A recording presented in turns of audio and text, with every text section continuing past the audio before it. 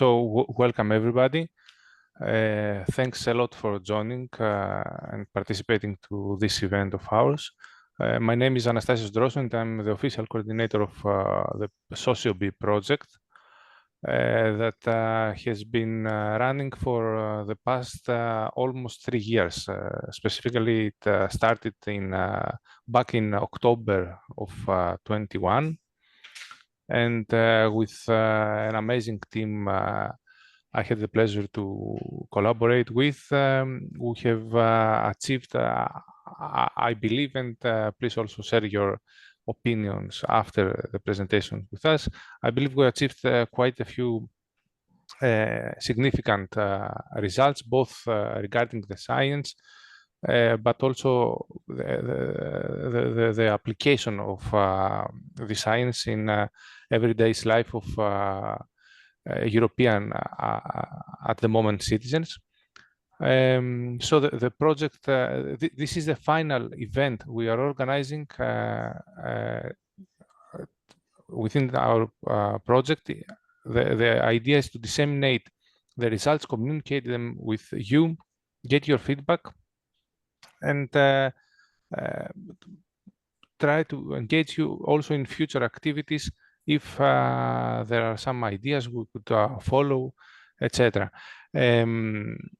I will give the floor now to my colleague Vangelis to present some information details about the project itself, some details about the scope, the participants, an overview of the project, and then specific presentations regarding the achievements that we would like to share with you will be presented by our fellow colleagues from the rest of participant organizations. So thanks a lot again for joining, and I hope you enjoy this session. Of course, at any time, please do not hesitate, and it's also our wish to have you participate actively, meaning even interrupt us if you feel that it's something that you would like to discuss further, to ask some details, to ask some questions, etc. So, Vangelis, the floor is yours, and thank you. Thanks. Thank you, Anastasia. Paul, could you please go to the next? Okay, welcome from my side also. I will give you a very fast presentation of the concept of the project. This event is the final event we're organizing after an almost 3 years of cooperation with great moments, challenges, and things of life. So, SOCIO-BEE has an official title, which wearables, drones for city socio-environmental observations and behavioral change. The title is very indicative. Now, Paul, please. And the next. The idea of the project initiated at the basis of the air pollution. Air pollution is a major problem in European cities, mainly in the cities, and affects a lot of people in Europe. It's almost 340 million people.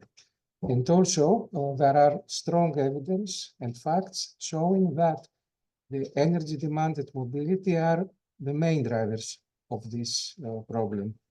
Also, some things happened during the COVID pandemic showed that change in the mobility behavior, habits of people has dramatic effects to the environment. For example, during the COVID pandemic, we had a 17% decrease of carbon dioxide emissions due to the lockdown. Next, Paul, please. So the idea of the project and the vision is to apply technological innovation and the behavioral shift towards a better environment in the city. This, of course, is not an easy task. It's a very challenging aiming and requires collaboration between different parties. different stakeholders like citizens, businesses, groups of volunteers, policymakers, and so on. SOCIO-BEE creates the supporting technology and engagement strategies to test this hypothesis. Can we induct a behavioral change for the environment? This is the main question. Paul, please, next. The project, as you already understood, is a European project funded by European Commission with a budget of almost 5 million euro. This is the Commission granting. It is implemented by 18 partners from 7 countries. Anastasios, that's welcome you, and that is the coordinator. And we have established a good presence, to my opinion, in the media and the web. You can see here our channels and website, LinkedIn, Twitter, and so on. Please, next slide. Now, SOCIO-BEE has in its logo a bee, but it's not a project about the bees. We use the beehive metaphor to describe the way that groups of citizens will be organized and form organic hives where one well-informed and motivated person provides guidance, and he or she acts as a queen bee. And then there are worker bees that collect the data. The collected data in this metaphor is the honey. And of course, there are the bears, which are the entities that use the honey, but more will listen later. So one pillar is the beehive metaphor, the engagement strategy.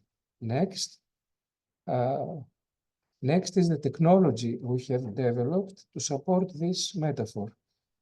In a very fast way, we have developed a prototype wearable device that incorporates 3 sensors of air pollutants developed by Better. My brilliant colleague Sergio will explain more in a few minutes. This device is wearable. The volunteer citizen take it in its daily activity. It communicates, it measures the quality of air, the pollutants, communicates this data to the smartphone of the user, which is equipped with a good interface. And then the data are further forwarded into the SOCIO-BEE platform where analytics are applied and insights are created, and very rich information is extracted from these measurements. So this is the second pillar of SOCIO-BEE. Paul, next.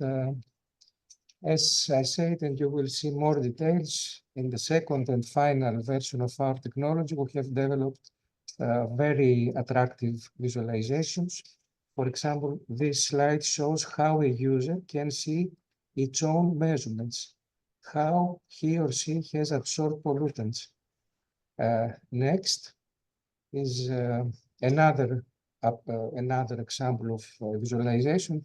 It's a heat map in the city of Athens, showing in the color scale the status of the air pollution. Next, and I'm reaching the end of my very fast presentation. This idea have been applied in 3 pilots in 2 rounds of experimentation in 3 cities: Zaragoza, Ancona, and Marousi.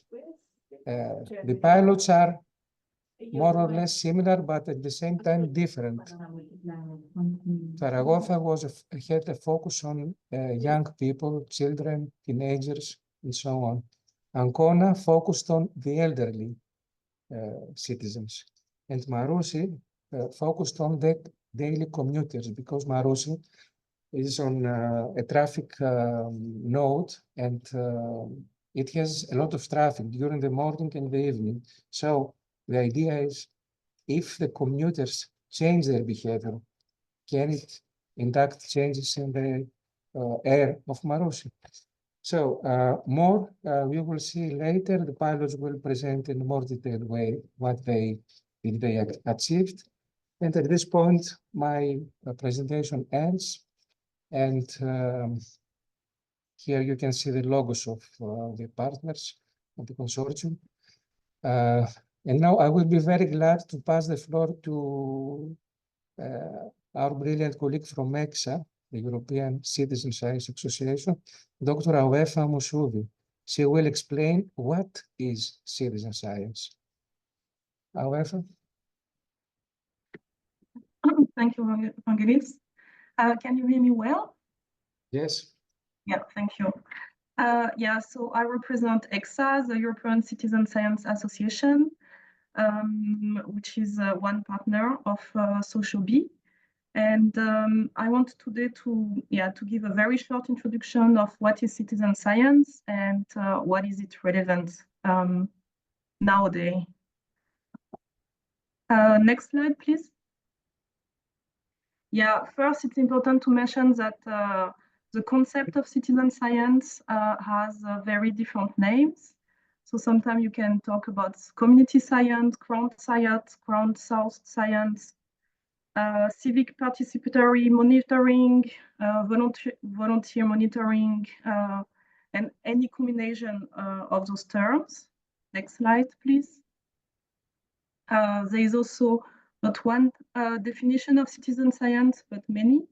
But it's the idea of citizen science is that it's any activity that involves the public in scientific research and thus has the potential to bring together science, policymakers, and society as a whole in an impactful way. So in this framework, citizens can be integrated, invited to collaborate on different stages of the science making. For example, in setting, asking research questions, developing methodology and materials to investigate this question, in the stage of collecting and processing data, also analyzing data, and reporting and sharing the scientific result. Next slide, please. Yeah, there is nowadays like a higher visibility, interest in citizen science, but it's important to mention that it's not it's not a new idea. It's actually it can be seen as a quite old way of making science.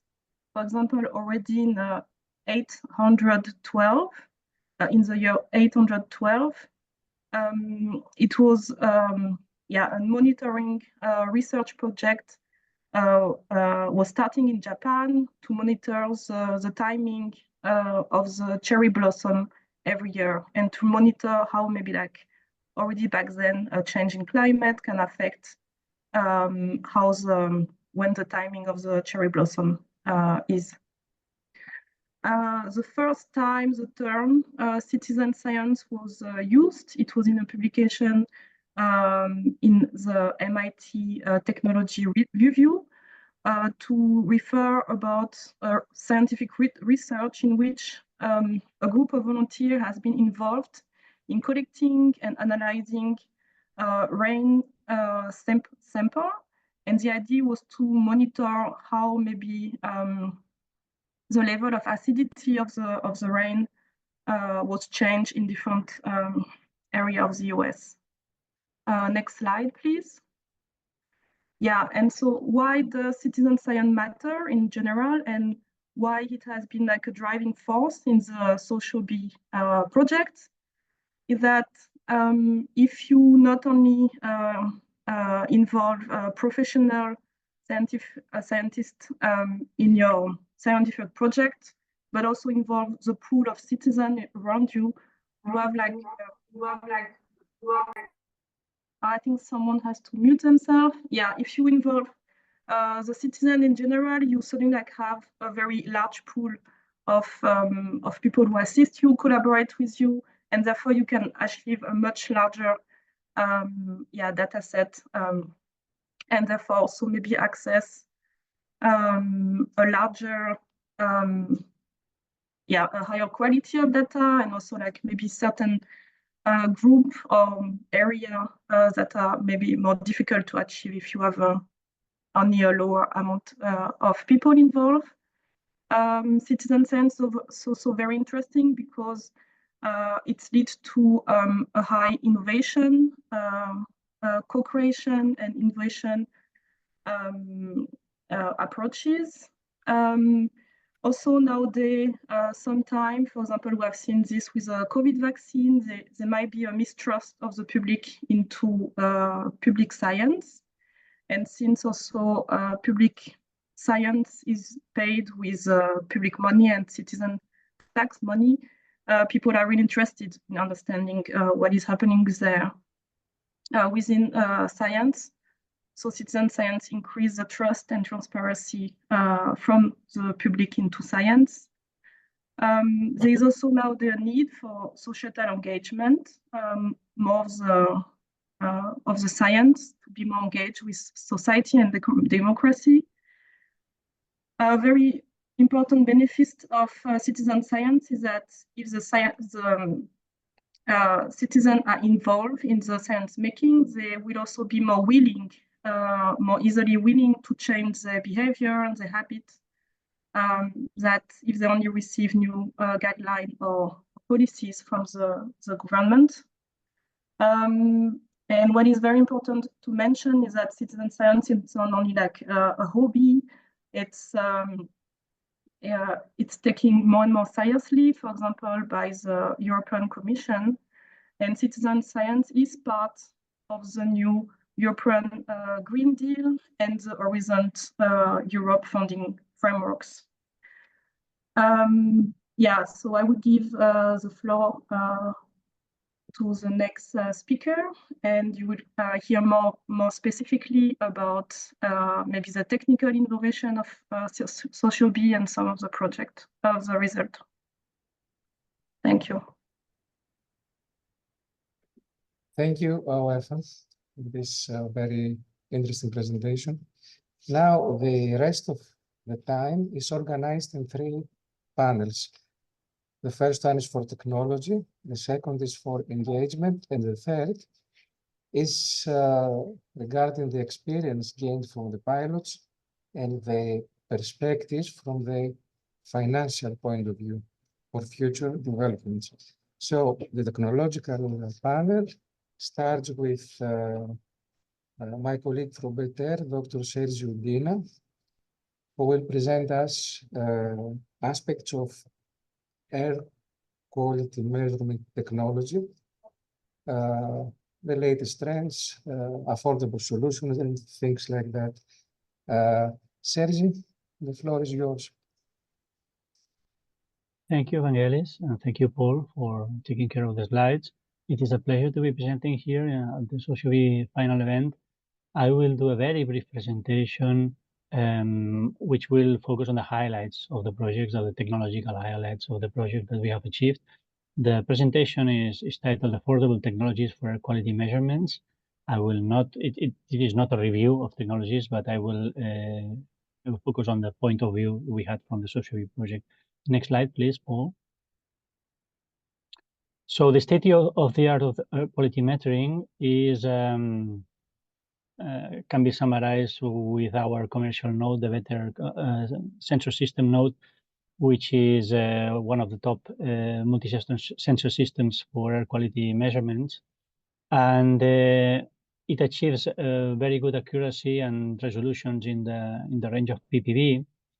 But these sort of devices, even though they are much cheaper than reference stations, and sometimes in accuracy they can reach almost the level of reference stations, the price is in the range of several thousand euros. So it's not appropriate for citizen science.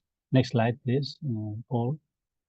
So the first challenge was to turn this stationary device, this stationary multi-sensor system, into a wearable or portable mobile device that had a much lower cost and that could target the application of the citizen science.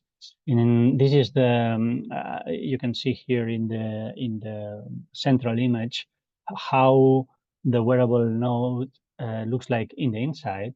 It can measure 2 simultaneous gas pollutants. The standard configuration is NO2 and ozone, and this is what we have used mostly in the project, but it is modular, so you can exchange these gas sensors.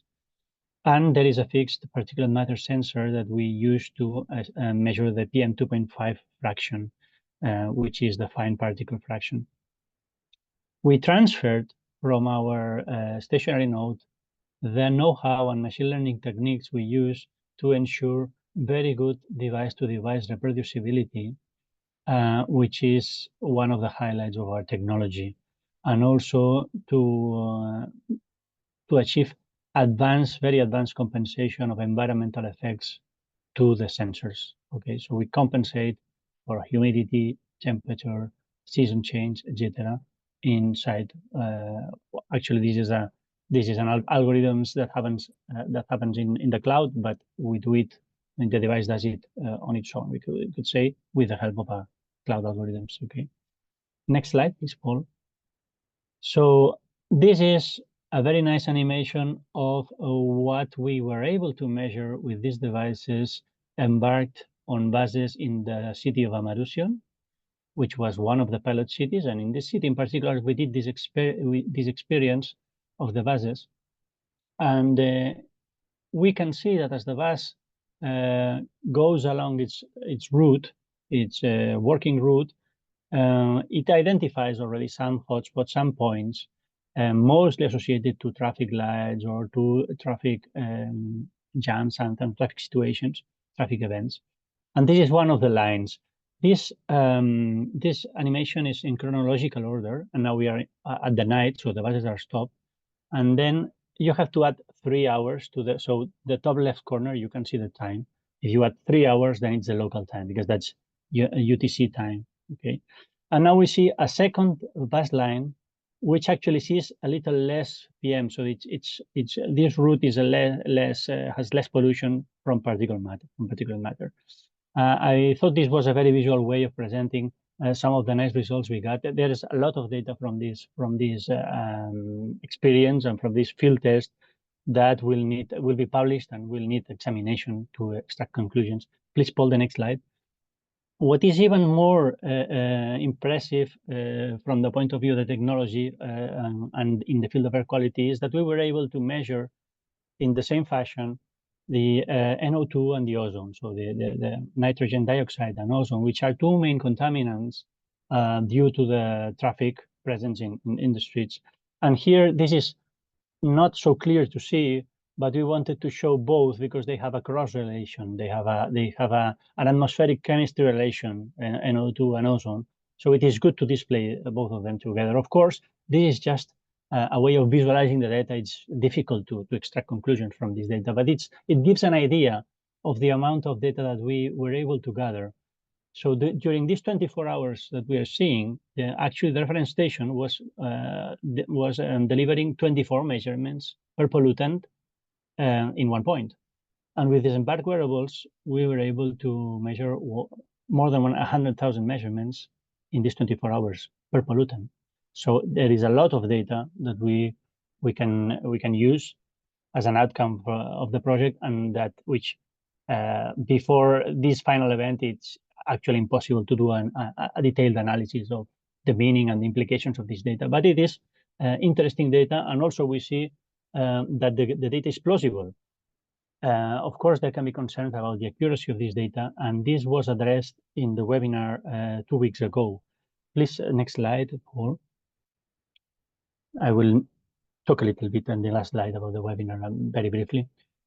The value of this static data that I'm showing here, this heat map that was from the city of Ancona, that has been kindly provided by the University of Padova Le Marche. Thank you very much, Le Marche, the Polytechnical University of Le Marche. Thank you, Nicole. And we can see here also some hotspots, some higher concentrations for fine particles, for PM2.5. The value of this data is actually, this is citizen data. This is people with the wearable device on themselves crowdsourcing this map. And this is the value of this map. This is a good summary the activities. In this case, I am only presenting PM2.5 because unfortunately, the measurements, the very delicate, the very difficult measurements of NO2 and ozone were very sensitive to the user handling of the device, and they are not so reliable as the PM2.5 when the device is carried by a user. Please, the next slide, Paul. So I mentioned about the reliability, how reliable, how can these measurements be trusted? A reliability framework has been presented, an approach has been implemented with the help of the pilot cities within the SOCIO-BEE project. And it is a three-level, a multi-level referencing and traceability framework that proposes examining the uncertainties of the devices at three levels. First, in collocation with the reference station. Second, device-to-device comparison in a fixed point using the devices as stationary nodes.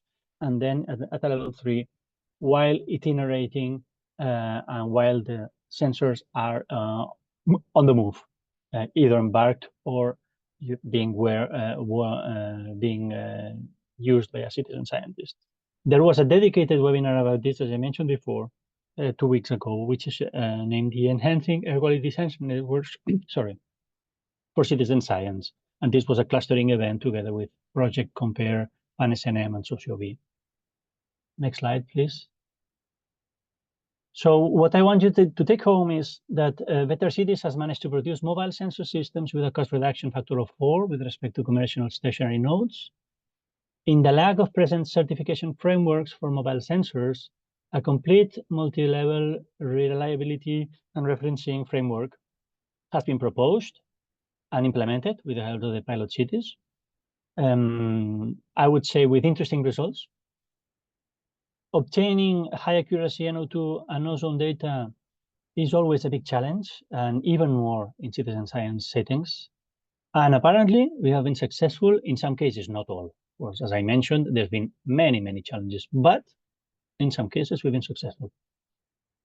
The large amounts of data gathered by citizens, I have only presented a very small fraction, which is already something that from the point of view that the science can be chewed on and conclusions can be drawn. There is a lot more data, and this will be published in the coming days, okay, before the end of the project. So I think that's it for my side. Thank you very much for your attention.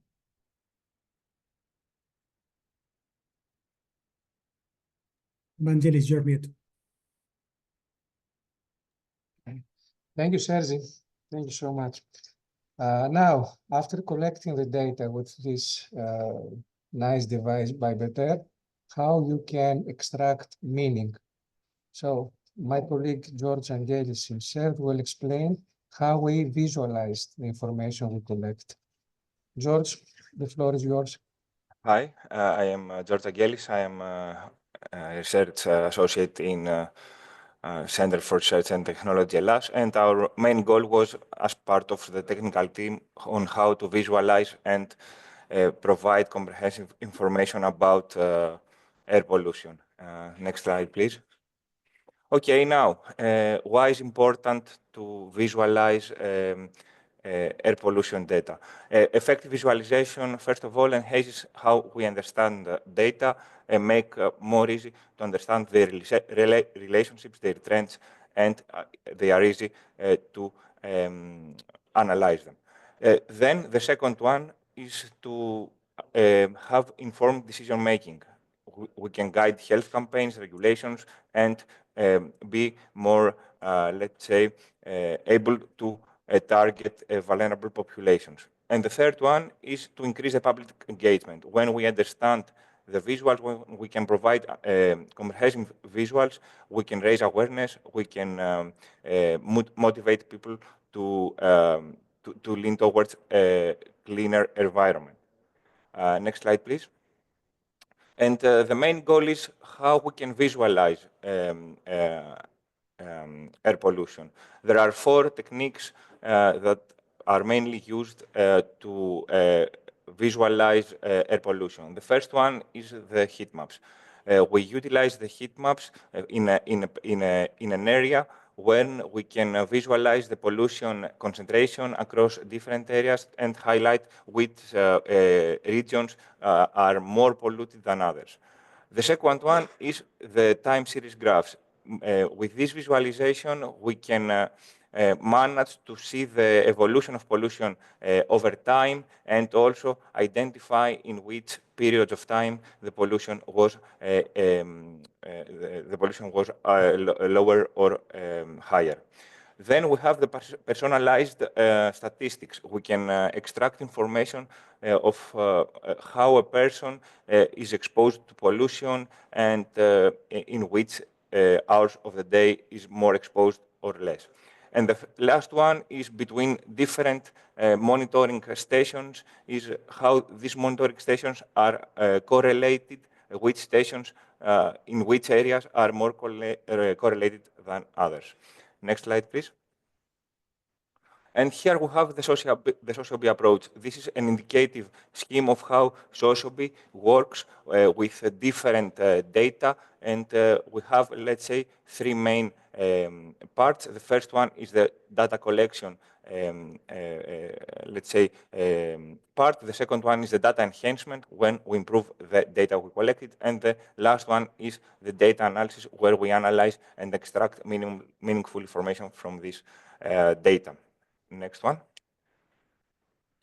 Okay, now, regarding data collection, except the wearable devices that Sergi described previously, we have also a monitoring network of stationary sensors. These are mostly from European air quality services, such as the European Air Quality Portal and the Copernicus Atmospheric Service. And then we have also included municipality networks, and we also augmented this data using weather indices from Copernicus ERA 5 and the Open Meteo. Additionally, in order to have the ability to increase the volume of data we possess, we obtained information from satellite data to enable estimation in unmonitored regions. Finally, we have data from static sensors that they contain hourly measurements from multiple locations in all the three pilots of the project. The second part is when we manage to obtain this data and collect this data is how to enhance them. We use AI technologies to obtain high quality information to improve the quality and the quantity of the data we extracted. We first of all eliminate anomalies, we improve the spatial and temporal quality, and finally we increase the monitoring points in order to have to cover these areas more. Next slide, please. Now, all this data, when we manage to collect and enhancements, our goal is to visualize them properly in order to make more meaningful for the end user. This is the Academy platform, the SOCIO-BEE platform, actually, overview page. We can see various statistics regarding the project engagement, the location of the campaigns, the summary of the active campaigns, the completed campaigns, the evolution of participations in the campaigns over time. And additionally, we manage through AI to identify the means of transportation used by the worker bees. Next slide, please. This is how we visualize through heat map. We collect all the external data sources that I described previously. We calculate the air quality index, and then based on the level of pollution in each location, we manage to provide a heat map. This is actually a Zaragoza heat map. It's a heat map in Zaragoza, and is updated every hour. And so the user can see in which area there is more or less pollution. Next slide, please. This is the second visualization type I described, is the pollution over time. We provide the two different types of visualization in this part, let's say. The first one is the historical evolution over time, when the user is able to by selecting a location and a time window, can see how the pollutants were evolved over time. The second one is the forecasting visualization.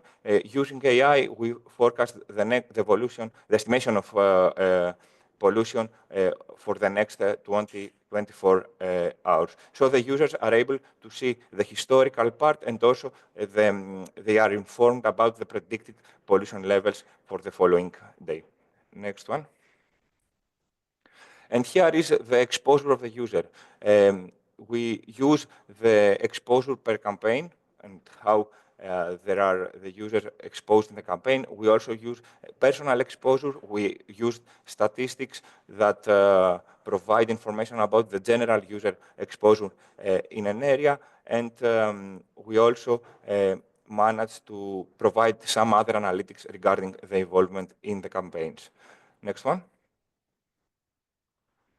And the final one is the correlation between different stations. Since we have the monitoring points that are static, and I described previously, the user is able to see how these points or these different locations are correlated during time. So the system, when the user selects two locations, is one location, sorry, is able to return the most correlated stations in this time window.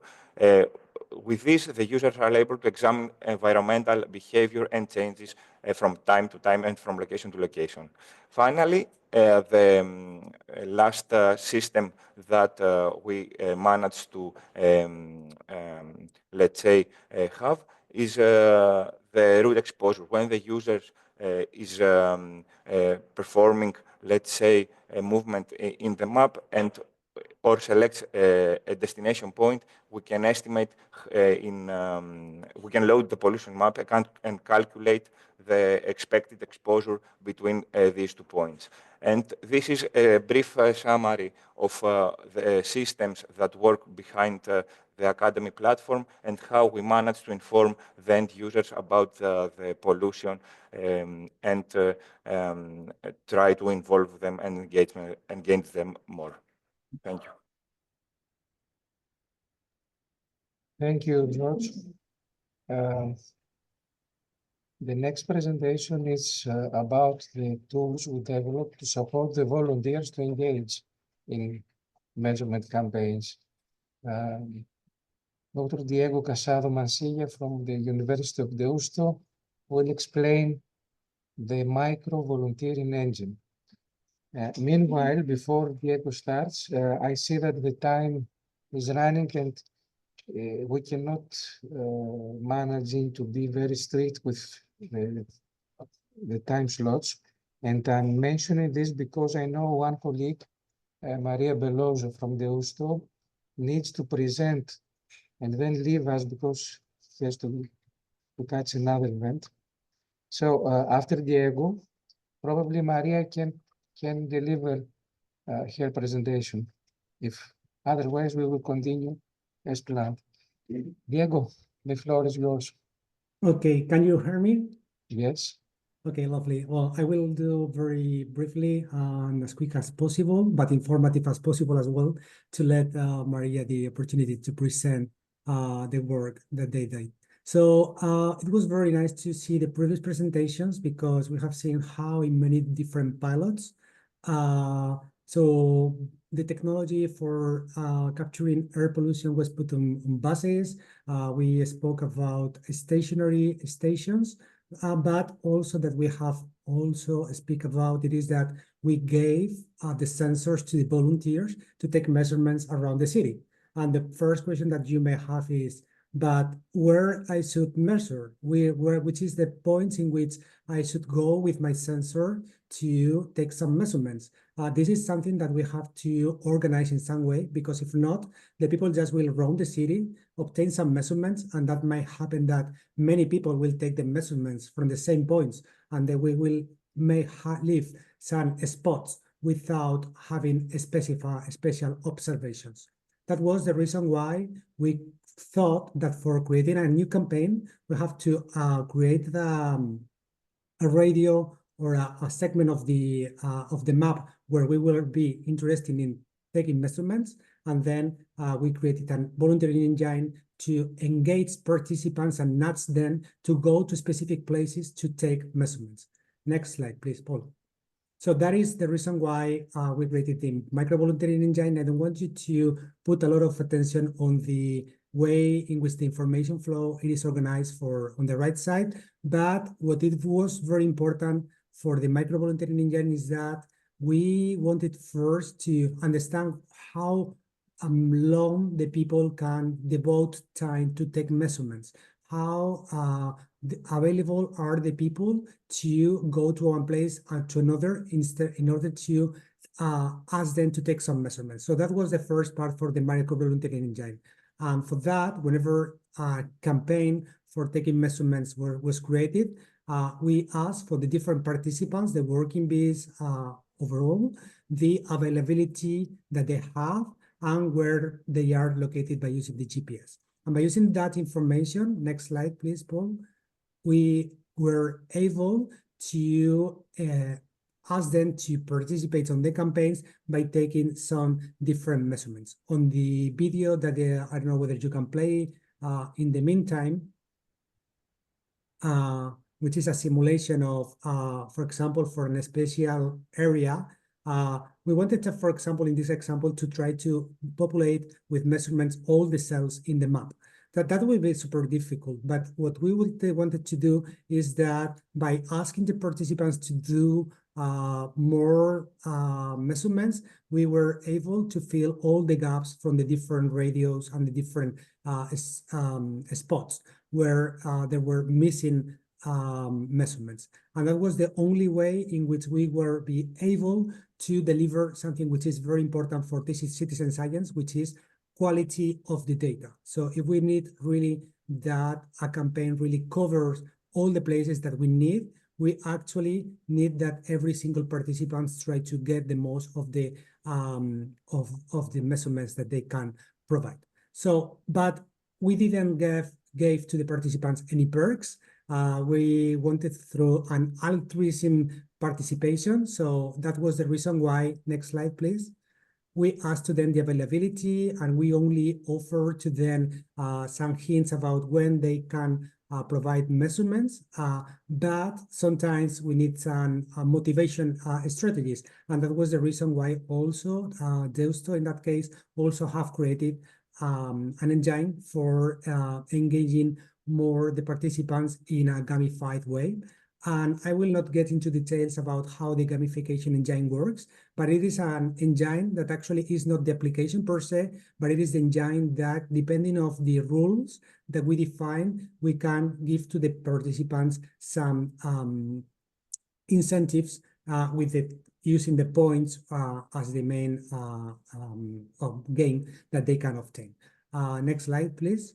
So the reason why we observed in the previous video that at the end the users will complete every single point on the map, it is because we asked them to gently do that during the time that they have available for doing the measurements, but also because we were able to test a gamified engine that helps and engages and nudges the people to take more measurements by giving to them some incentives by using points and to be compared with other campaigns or other users in the SOCIO-BEE. So this is a very small presentation of the two very important components that Deusto have provided in the technical sphere, and everything that we have created is open source. And the good thing is that can be reused for any other citizen science project. So if anyone is interested in that, that will be available on the GitHub of the SOCIO-BEE. Thank you. Vangelis, you're still on mute. Well, thank you, Diego. Very fast, but very comprehensive. So this is good. Now, Amir, do you agree to give the floor to Maria Lopez Beloso because she has something to catch after? So she will present her presentation, and then you continue as planned. Yeah, it's fine. Do you agree? Yeah, it's okay. fine. Yes. Thank you. So, great. Maria, the floor is yours. Maria is specialist on inclusion issues, and a project like SOCIO-BEE, which engage lots of citizens, of course, has very strong inclusion aspects. Maria. Thank you very much, Vangelis, and thank you all colleagues for skipping the order of the presentations because I have to run after my short presentation. I'm going to speak about how we have dealt with inclusion in SOCIO-BEE context, but not only focusing on the results for SOCIO-BEE, but also on the relevance of inclusive approach for citizen science in general. Next slide, please. So social inclusion in citizen science is a fundamental principle that promotes the active participation of diverse communities in monitoring and decision-making and regarding critical environmental issues, such as, for example, air quality in our case.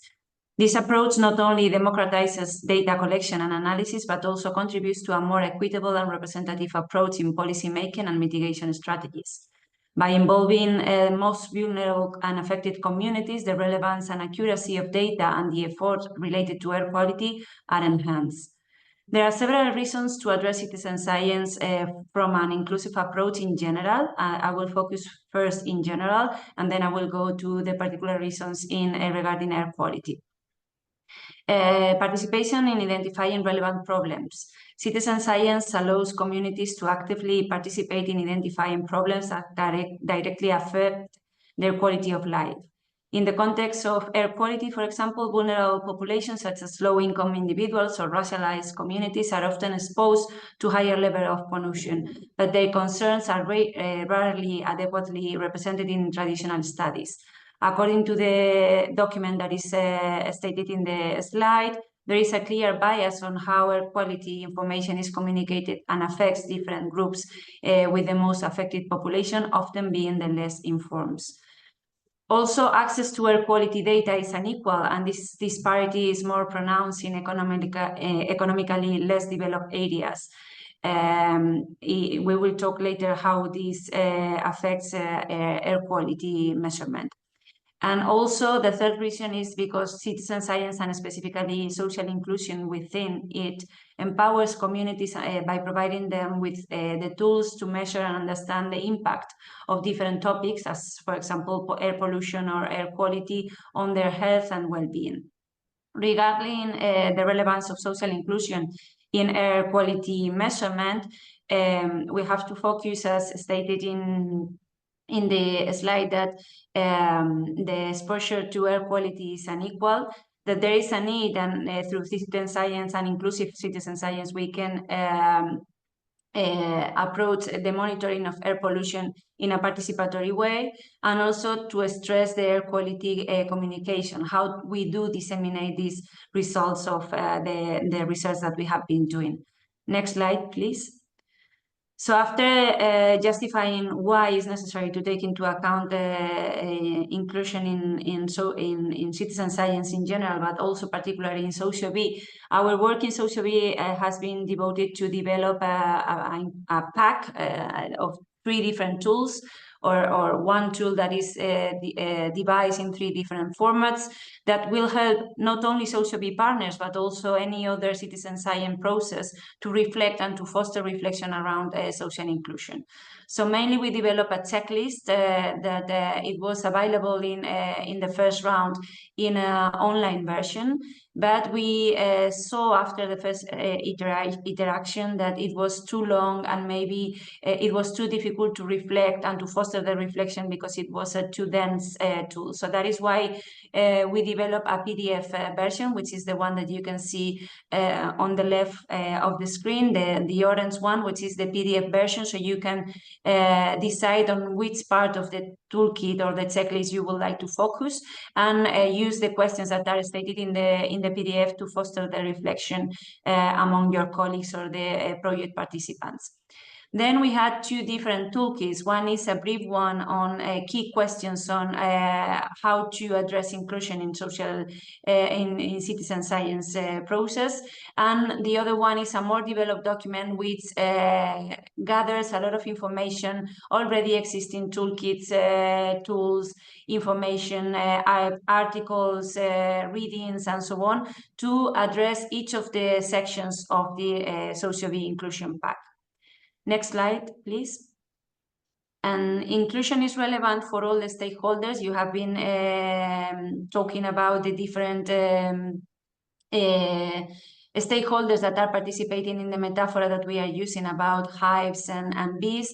And for us, it is very important to stress that this inclusive approach is relevant for all the stakeholders. So we have to focus on not only the queen bees, because we have to make sure that they engage everyone and they allow everyone to participate in this process, but also to ensure that working bees are feeling involved and feeling safe also in the environment. When talking about honeybees, it's usually easier because they are also engaged with different public policies that are already addressing inclusion issues. But even though they are already familiar with these inclusion topics, it is very relevant to stress that honeybees also need to take into account inclusive approaches.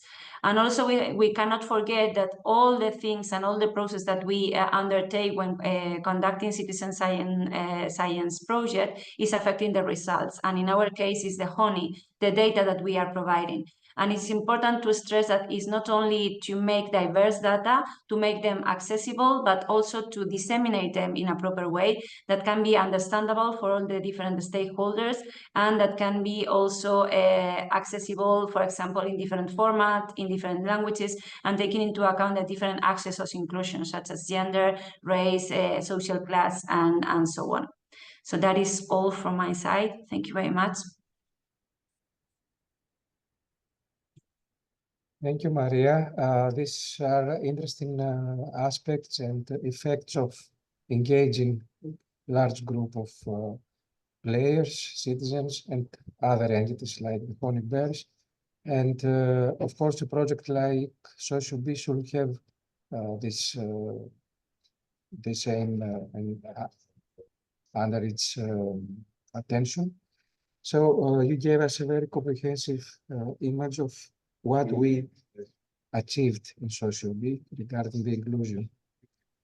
Now, we can continue the flow of presentation with presentation from Amir Hassani, a colleague working in NILU, a Norwegian institution of focused on air quality. Amir, tell us about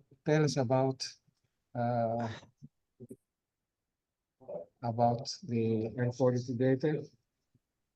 Yeah, thank you very much, Evangelos. Yeah, my name is Amir, and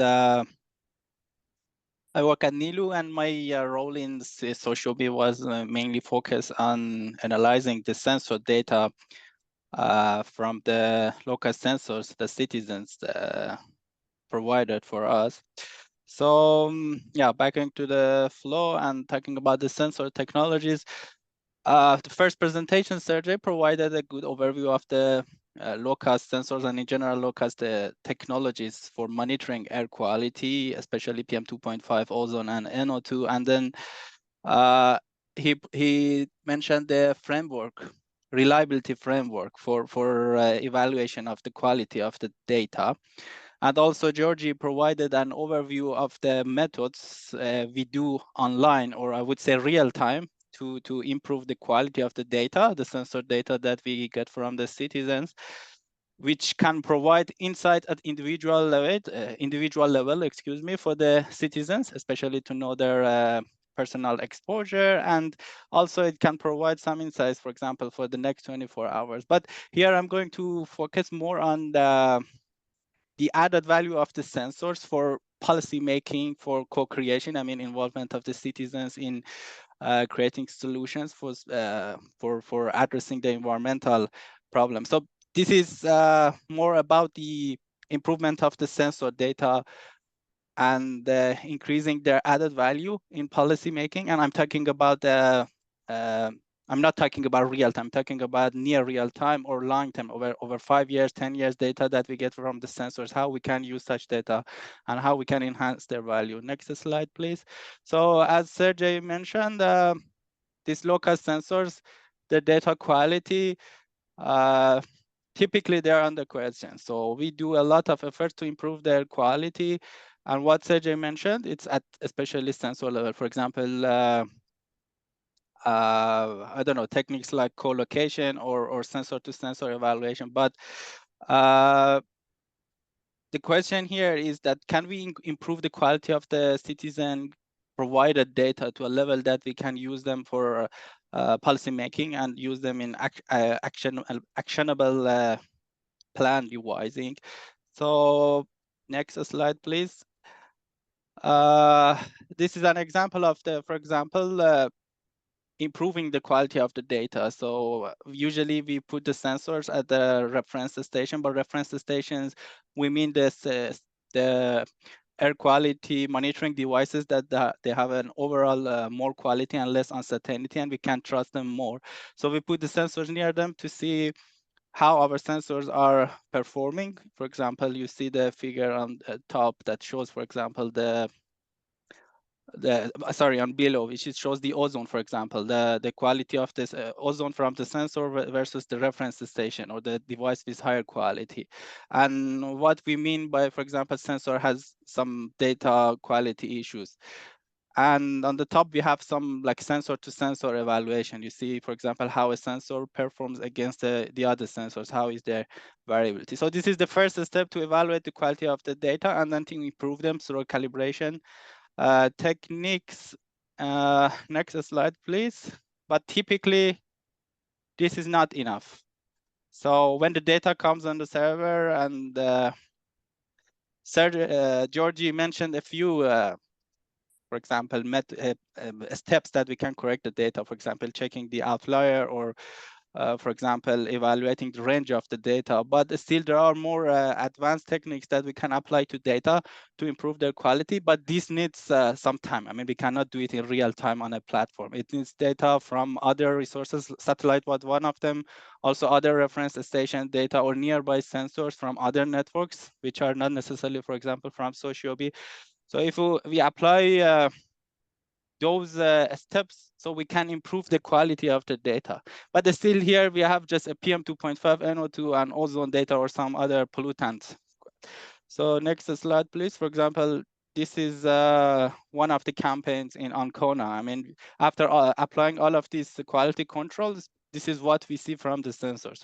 Bunch of measurements scattered in time and space.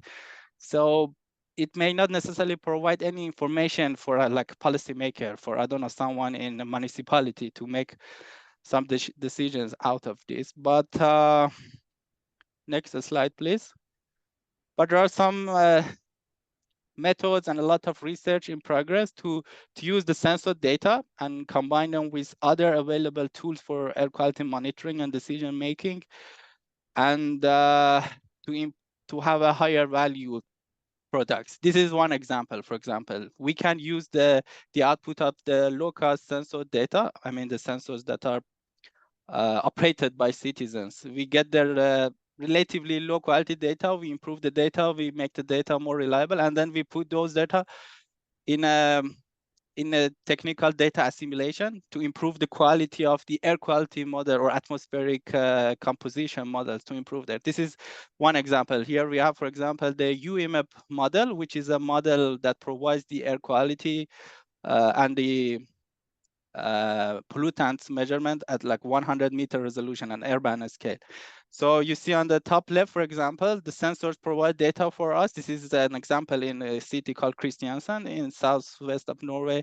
So we have the sensor on top left, which is quite different from the output of the model. The model is based on the physics and some other computational numerical computations we do in using computers, and then we have the measurements here. So using this data assimilation here, it's like using optimal interpolation technique, we can improve the output of the model. So after applying the method, we have the figure on bottom on the left, which is an improved output of the model. So you see, for example, on west side of the city, now the bias of the model is corrected using this sensor. So this is just one example how we can use this sensor data provided by citizens to improve the other products or other decision-making tools that we have.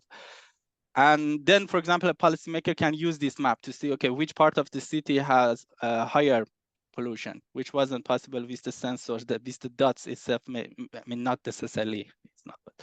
And another example, next slide, please, is, for example, is the use of the mobile local sensors. In this case, the mobiles were on buses in Marusi, and it shows, for example, which part of the city we have higher pollution. But next slide, please. This is because it's scattered in time and space. It's not necessarily providing information for policymakers. So if we have more data over a long time, like 2 years, 3 years data, as this example is again in Christiansen, so we can make a better or general maps of this air quality, which is not very digestible, or which is not very reliable in very small scale data set analysis. And next slide, please. And like the end of the final aim of the projects like SOCIO-BEE is community engagement.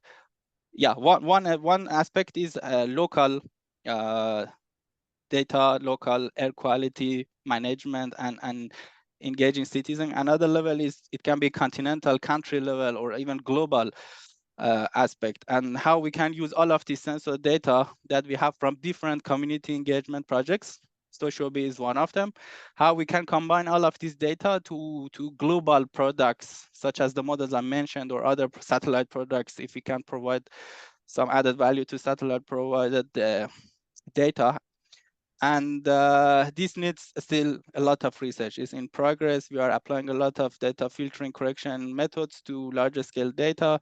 So data from SOCIO-BEE also can come here, and then we can use this data to provide this time for example, EU level decision making, or improving other products. There are a lot of research is in progress to somehow prove to the policymakers that the sensor data can be used at this level as well. Thank you. Thank you, Amir. So you have a good idea of the different aspects of air quality measurements and how sensitive it is to factors like quality of data or availability of data and things like that. We can have a short discussion now about the presentations we have just heard, which all were focused on technology. We explain about the air quality measurements, about the tools to engage the volunteers, and about the visualizations. I would like to encourage the audience to address their questions on every aspect of technology to the panel.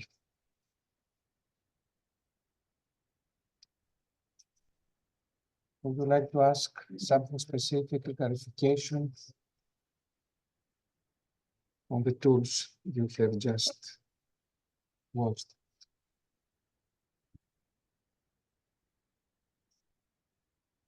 I see here in the chat a question from Margaret Gold about the terminology, and she asking if the terminology was used with participants and how they responded.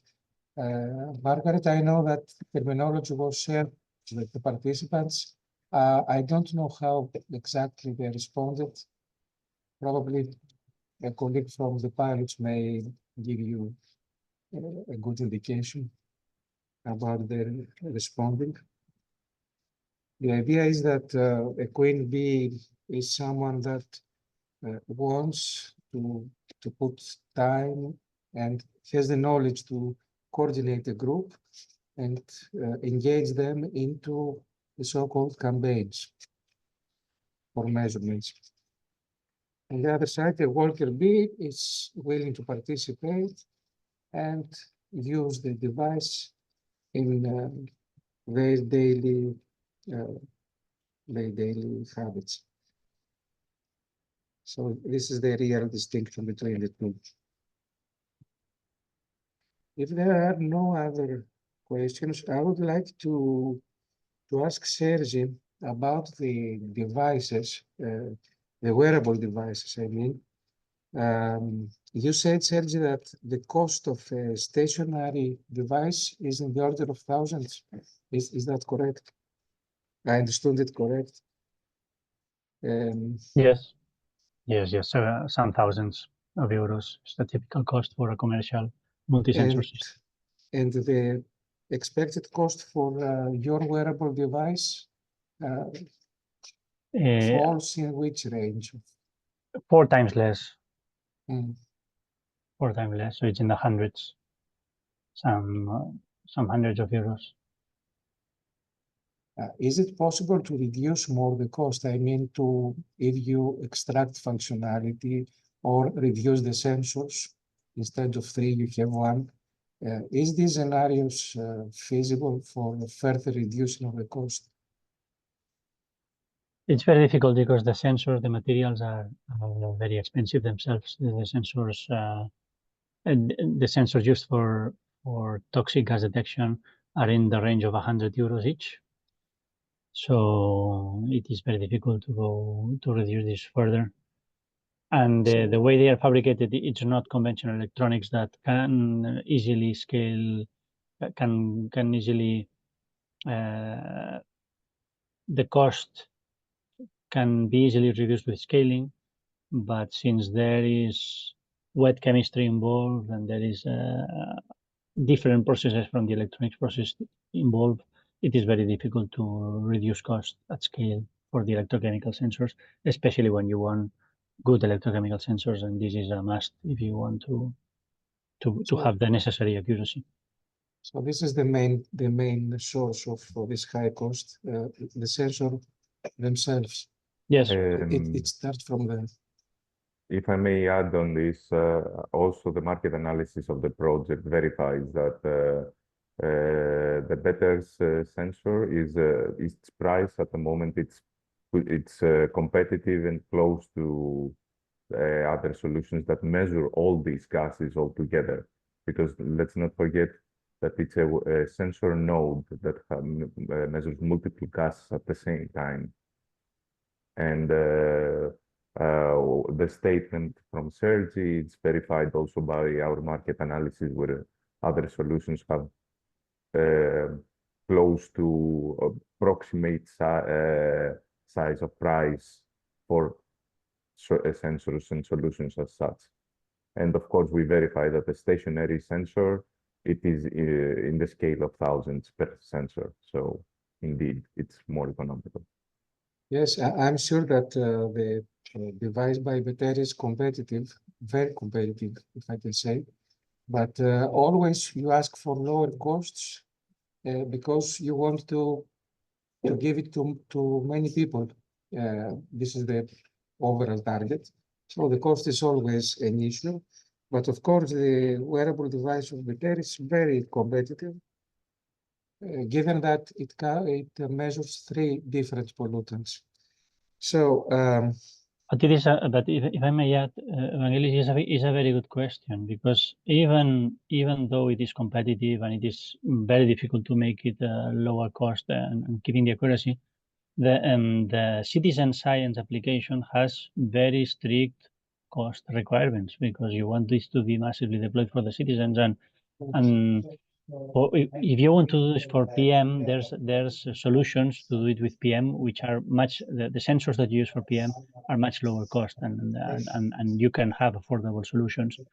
But when you try to do this for toxic gas sensors at the needed accuracy, then the problem is much harder, and also the prices. So it becomes harder to do citizen science with this, and this is one of the questions we try to tackle here in the project.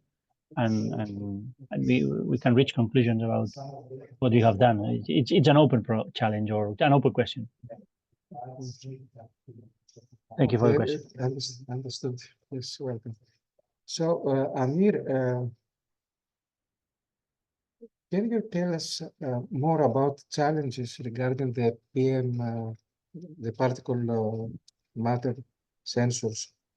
You have focused your presentation on PM 2.5. Is there any specific challenge there with devices that could be wearable if we want? For the devices, if I want to say, especially our long-term use, the problem is that the calibration or how the sensor performs may be degraded. I mean, the sensor degradation is one problem that we usually, and this needs again to recalibrate the sensor or not. And another issue when we have mobile sensors is when the user take the device indoor and then bring it outdoor. So these changes, it's not easy to understand. For example, this measurements is indoor or is outdoor. But another issue we have is that validation of the mobile sensors PM2.5, because typically we validate data using the nearest reference stations. As I mentioned, in this case can be remote, but the problem is that sometimes you as a user maybe you are far from a reference station and you never can evaluate the sensor performance. I mean, we can do other indicators, but the best approach to see if the sensor is working is to have the sensor nearby a reference for a while. And because they are mobile, this happens for a few seconds. Another challenge is the reference instrument usually provides data hourly, and they provide actually minutely, but it's difficult to get the data at that. I mean, easily is available at hour. So you have a sensor that provides data every second, passes the reference or nearby reference in 5 minutes, and then you have 1 hour average. It's very difficult to compare the more or less similar problems for the static sensors, PM2.5. But yeah. Although it looks very simple procedure at the first sight, it has depth and difficulties hidden in order to get a good measurement. And even worse for the NO2 and ozone or other electrochemical sensors, yeah. Amir, what is the purple layer? I saw this in one of your slides. I'm purple, asking from pure, because I'm curious, what is purple layer? Purple is also another, how to say that, it's a company in the US. They provide sensors also for the community. So it's a brand of sensor. It's brand, yeah. Okay. So it's a specific kit for the, yeah. So they provide, and it's kind of equivalent of sensor.community in Europe. So sensor.community is more open and open to the community. Recently, Purpeller is becoming like a commercial. So yeah. I was curious because it was strange. Yeah, so, but it's a sensor kit, yeah, it's like better. Yeah. Are other questions from the audience to the panelists regarding the technology? Would you like to clarify anything about the air quality measurements and visualizations? If there are no questions, we can proceed to the second panel, which is focused on the engagement. Maria Lopez also gave her presentation on inclusion, which was planned for this panel. And now, I think the next presentation is from Ever Huggedur, a colleague from University of Utrecht, a partner of SOCIO-BEE. Paul, next slide, please. Yes. So Evert will present us the toolkit, which is one of the main outcomes of the project. It is the engagement toolkit, actually. So Evert, the room is yours. Hi, thank you, Vangelis. My name is Evert Hogendoorn. Can anybody hear me well? I hope so. I just got spotlighted, so I don't see everybody. Next slide, please, Paul. One of the main problems with developing the toolkit for all the stakeholders in the project was actually this model. It looks kind of complex. That's the reason I'm showing it. And what you see is the 4 circles in the center. These show the 4 kind of layers or levels of stakeholders entering the project and have to hand over and receive from each other constantly all the information that is going around in the project, while at the same time having trouble having an overview of the project and having have to be able to navigate and do their their own stuff in a meaningful way. So we started out with identifying these levels and how they relate to the whole project as we identified it, and Vangelis already explained to us. Can I have the next slide? And what you then get is, if you draw out a stakeholder journey, you really get confronted with the complexity that we're seeing here. We see a journey of all 5 levels of stakeholders here. You don't have to read it all; it's just to show you how we work together. And what you see is how these stakeholders all interact with each other and what materials they would need to make this this interaction meaningful and have a good outcome or outreach to the next step in the project. To foster this, next slide, Paul. We identified these problems of flexibility that we needed to address in the development of the toolbox. So the stakeholders enter at different levels, but they also enter at different points in time. You can imagine that a municipality or a beekeeper is much earlier in the process involved than a worker bee who is there until not until the second half of the whole project. So they don't meet at the same time, but they will meet each other. And for all the levels of stakeholders, different information is relevant. But it's still also in the interaction has to lead to the same result, to a shared result. Next slide. So the questions that the stakeholders might ask are very different, coming from what I told you earlier. So it's, on one hand, there's a question of how to create a whole CS project in a city. On the other hand, there's the worker bee just asking him or herself, what button should I press now? There's the question of motivating citizens versus the question of how does science work?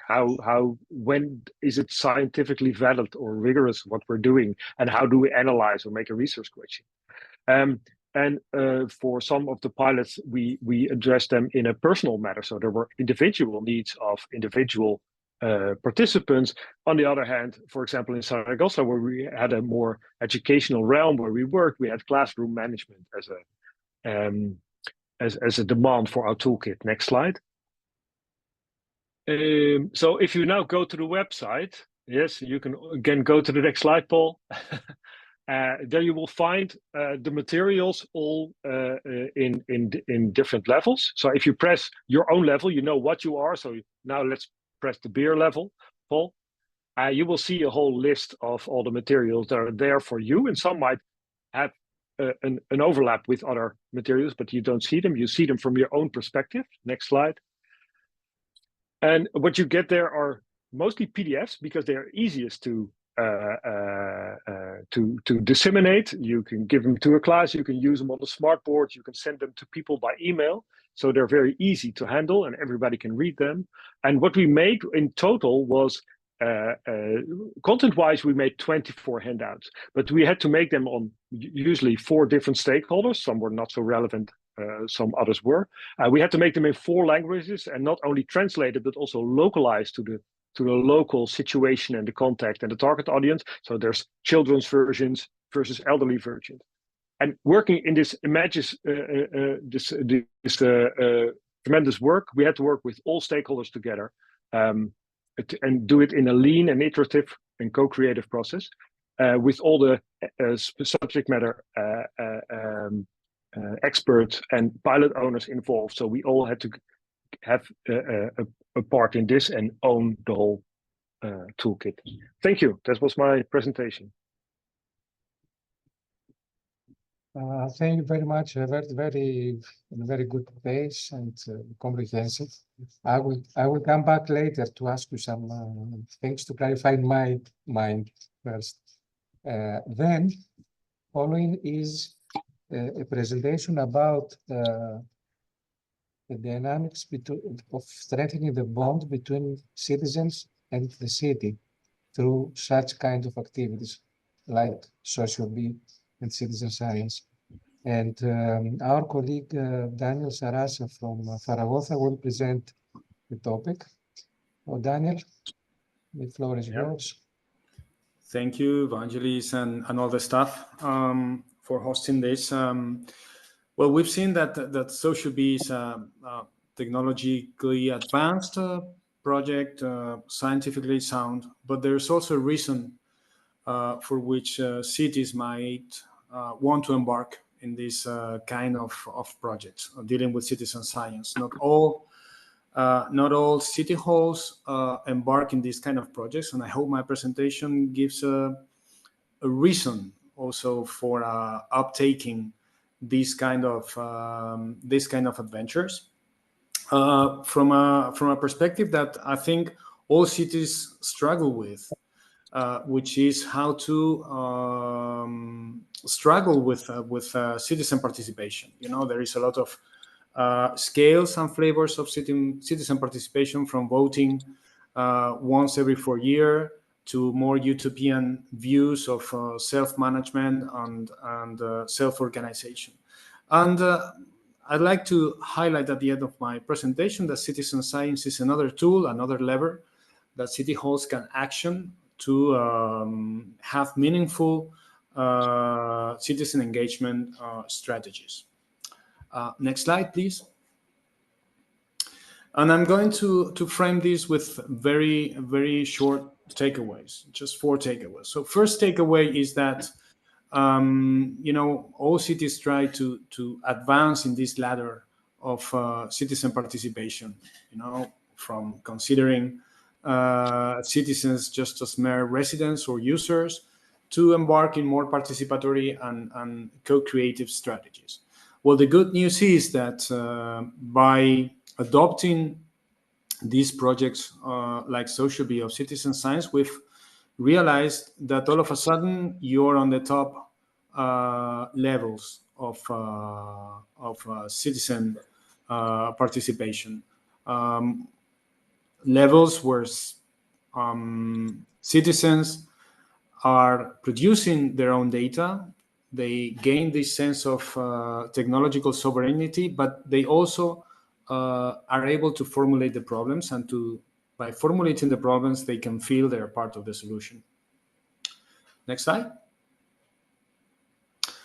The second takeaway has to do with methodology, with how we deal with the inherent complexity of putting technology in the hands of citizens to have this soft and seamless processes of citizen science and citizen participation. Well, it's a good idea to have to put some iteration in doing this, because there are always problems that arise with technology. There are some interesting things to learn when putting technology in the hands of citizens, especially children, as we did in Zaragoza, or elderly people, as in other cities.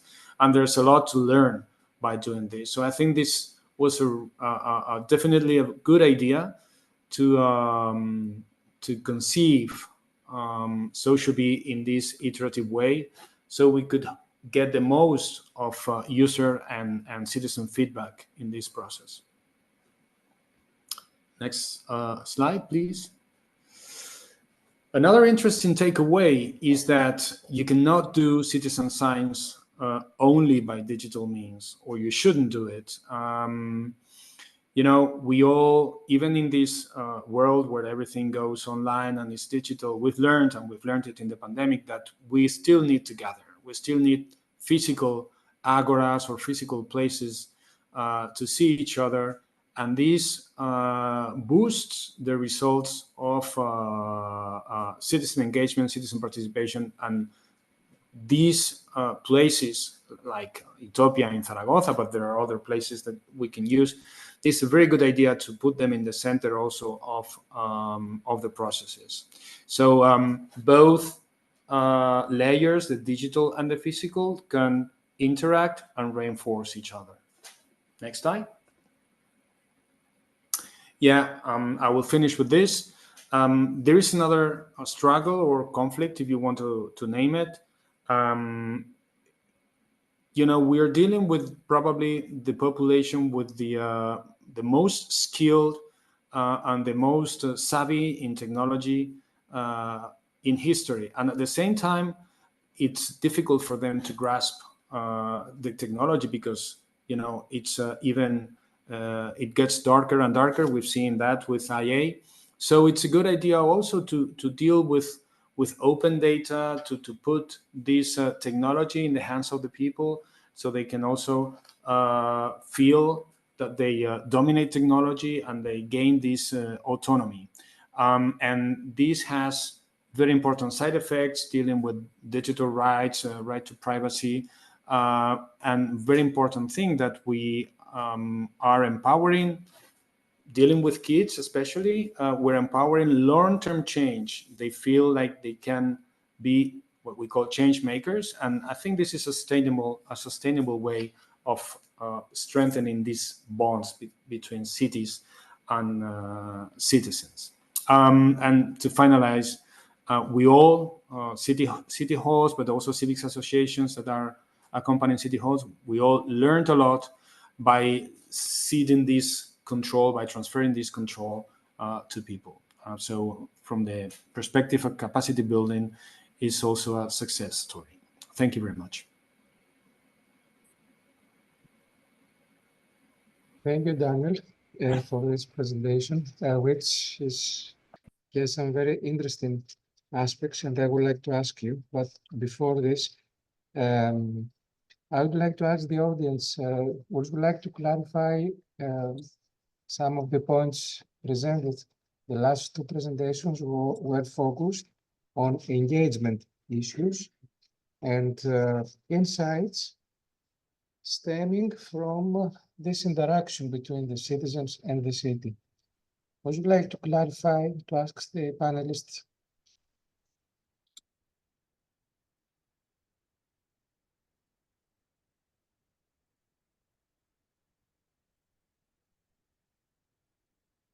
In this case, I would like to ask myself, Evert, about the toolkit. Is it something that you can name it as a portable outcome? As I mean, as the toolkit is now, it is ready to use for another city, or need some, I don't know, fine coursing or adjustments? No, at the moment it's very usable for everyone. Of course, in the toolkit there's a lot of references to the apps and the tools and the hardware that we developed within the project. So some of the materials can be used in any citizen science project or in any project that has to do with air pollution in the way that we attacked it. But also some materials would need, for example, the sensor developed by Betair, or the tools and apps developed by CERT and Deusto, because they are kind of how to use the app or how to use the tool. So they have a close relation. But if you have access to that, then it's absolutely possible to just run a project with these materials in hand. Interesting that, because it's a concrete outcome of the project that the project can capitalize on things like that. I also see a question by Margaret Gold in the chat, Vangelis, on this topic. And I would say at the moment the tools are available through the SOCIO-BEE website, as we showed. The question is are the citizen empowerment impacts you experience written up somewhere? That would be, in my opinion, a question that at first-hand experience the pilot cities would have best to answer. We're trying to write them down right now in the deliverables and the evaluations of the project. But the first, I would advise you to have a look at the toolkit at first in detail on the website, because that gives the most insight. We don't have the time right now to go into them in depth, but they're very hands-on and they're very easy to use. And we made them together with both, on one hand, the experts that had the knowledge on what content to share, and the people who are actually running the pilot. So the people who are there in front of the groups or in front of the working with the worker bees and the queen bees to actually run the campaigns. Yes, thank you, Ebert. Daniel, about the takeaways, do you have the feeling that these four takeaways you explained are relevant to other cities, or are they specific of the three pilot of SOCIO-BEE? Yeah, good question. I was reflecting on this, and I think it's the four of them are good reasons for the uptake of not SOCIO-BEE, but citizen science, similar citizens adventures in cities, because I think we all share the same struggles with citizen participation. Quality versus quantity. We're all dealing with some experiences in participatory budgeting, in surveys, polls, hackathons maybe.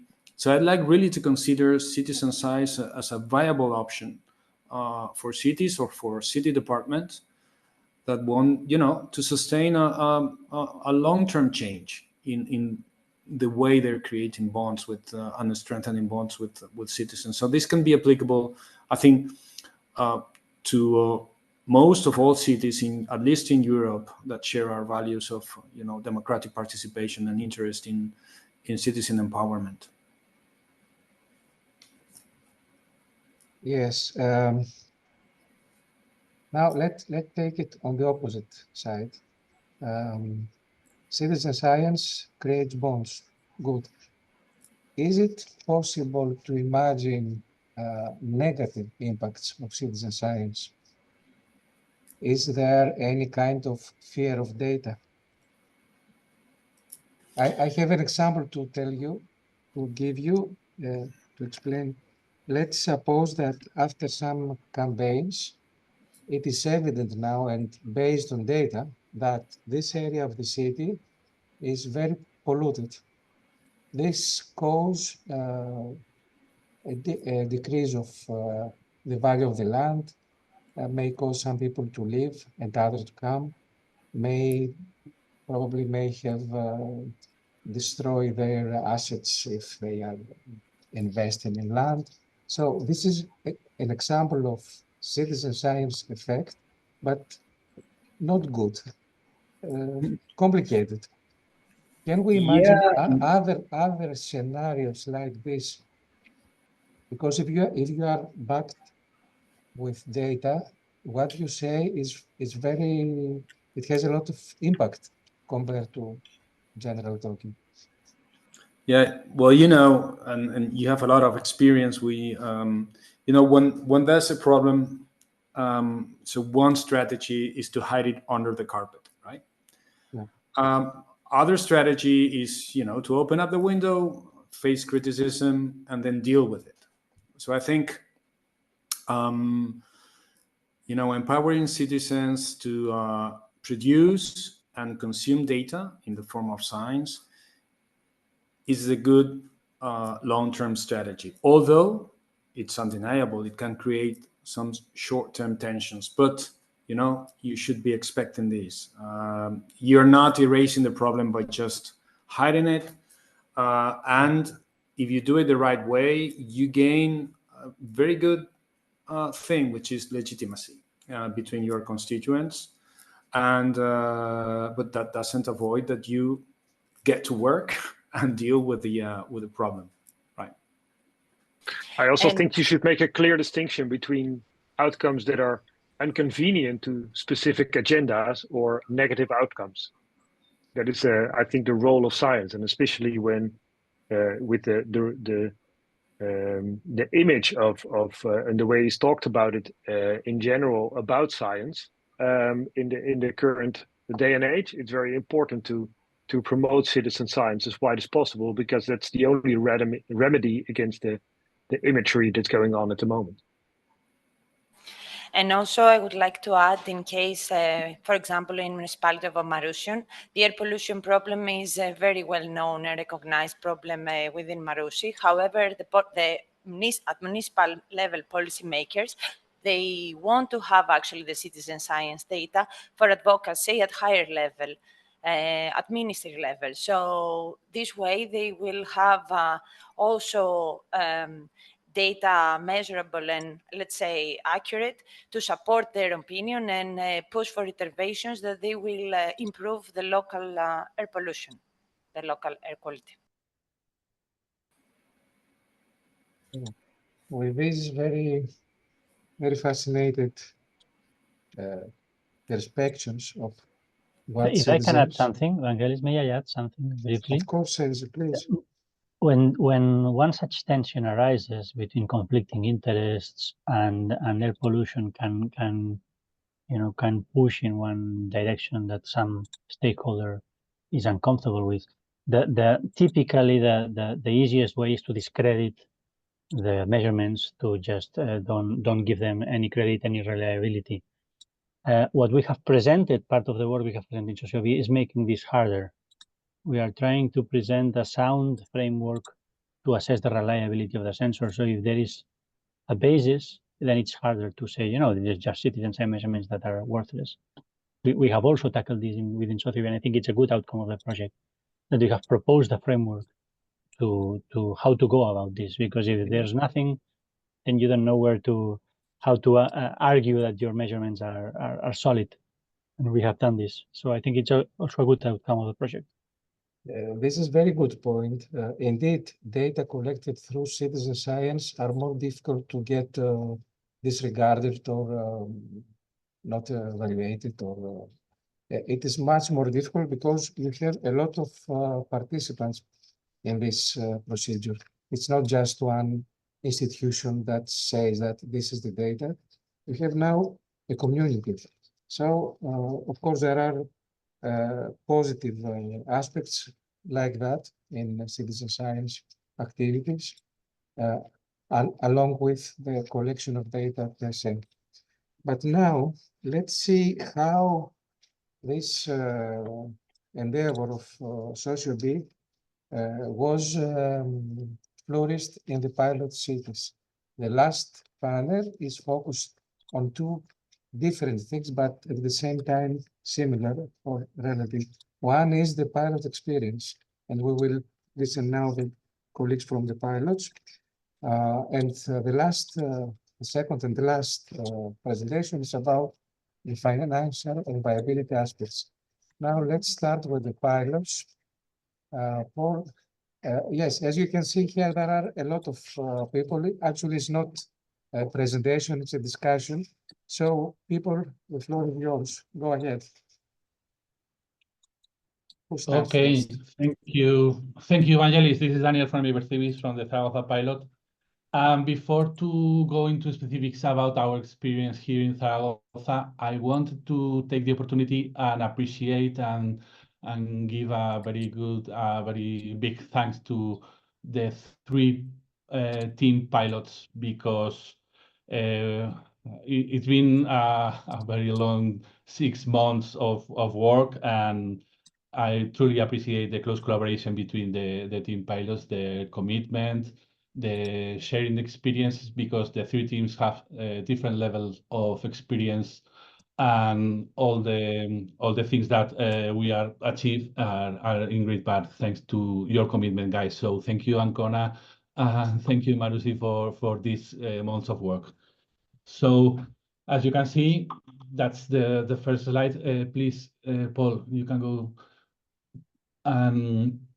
Just very briefly and very quickly, because we are running out of time, we are going to share with you our experience here in Zaragoza and give the floor to my colleague Carlos after that. The Zaragoza pilot tried to assemble 3 hives according to the hive metaphor. The pilot coordination hive that is mostly part of the team itself, and it has their utility in order to test the technology and have a constant communication with the technical partners of the project. And it was very useful for us because we have to learn how to use the technology first in order to start the citizens and campaigns with our target audience, that was the kids and the youngsters in the schools.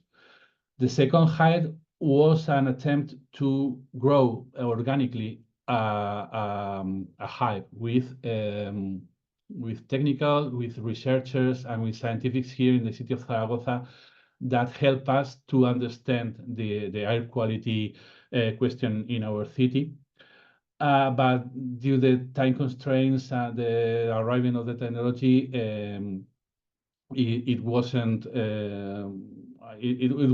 really a hype, but with the meetings that we could arrange with the scientists and the researchers, gave us a deeper understanding about what we are dealing with, and try to explain that to the kids.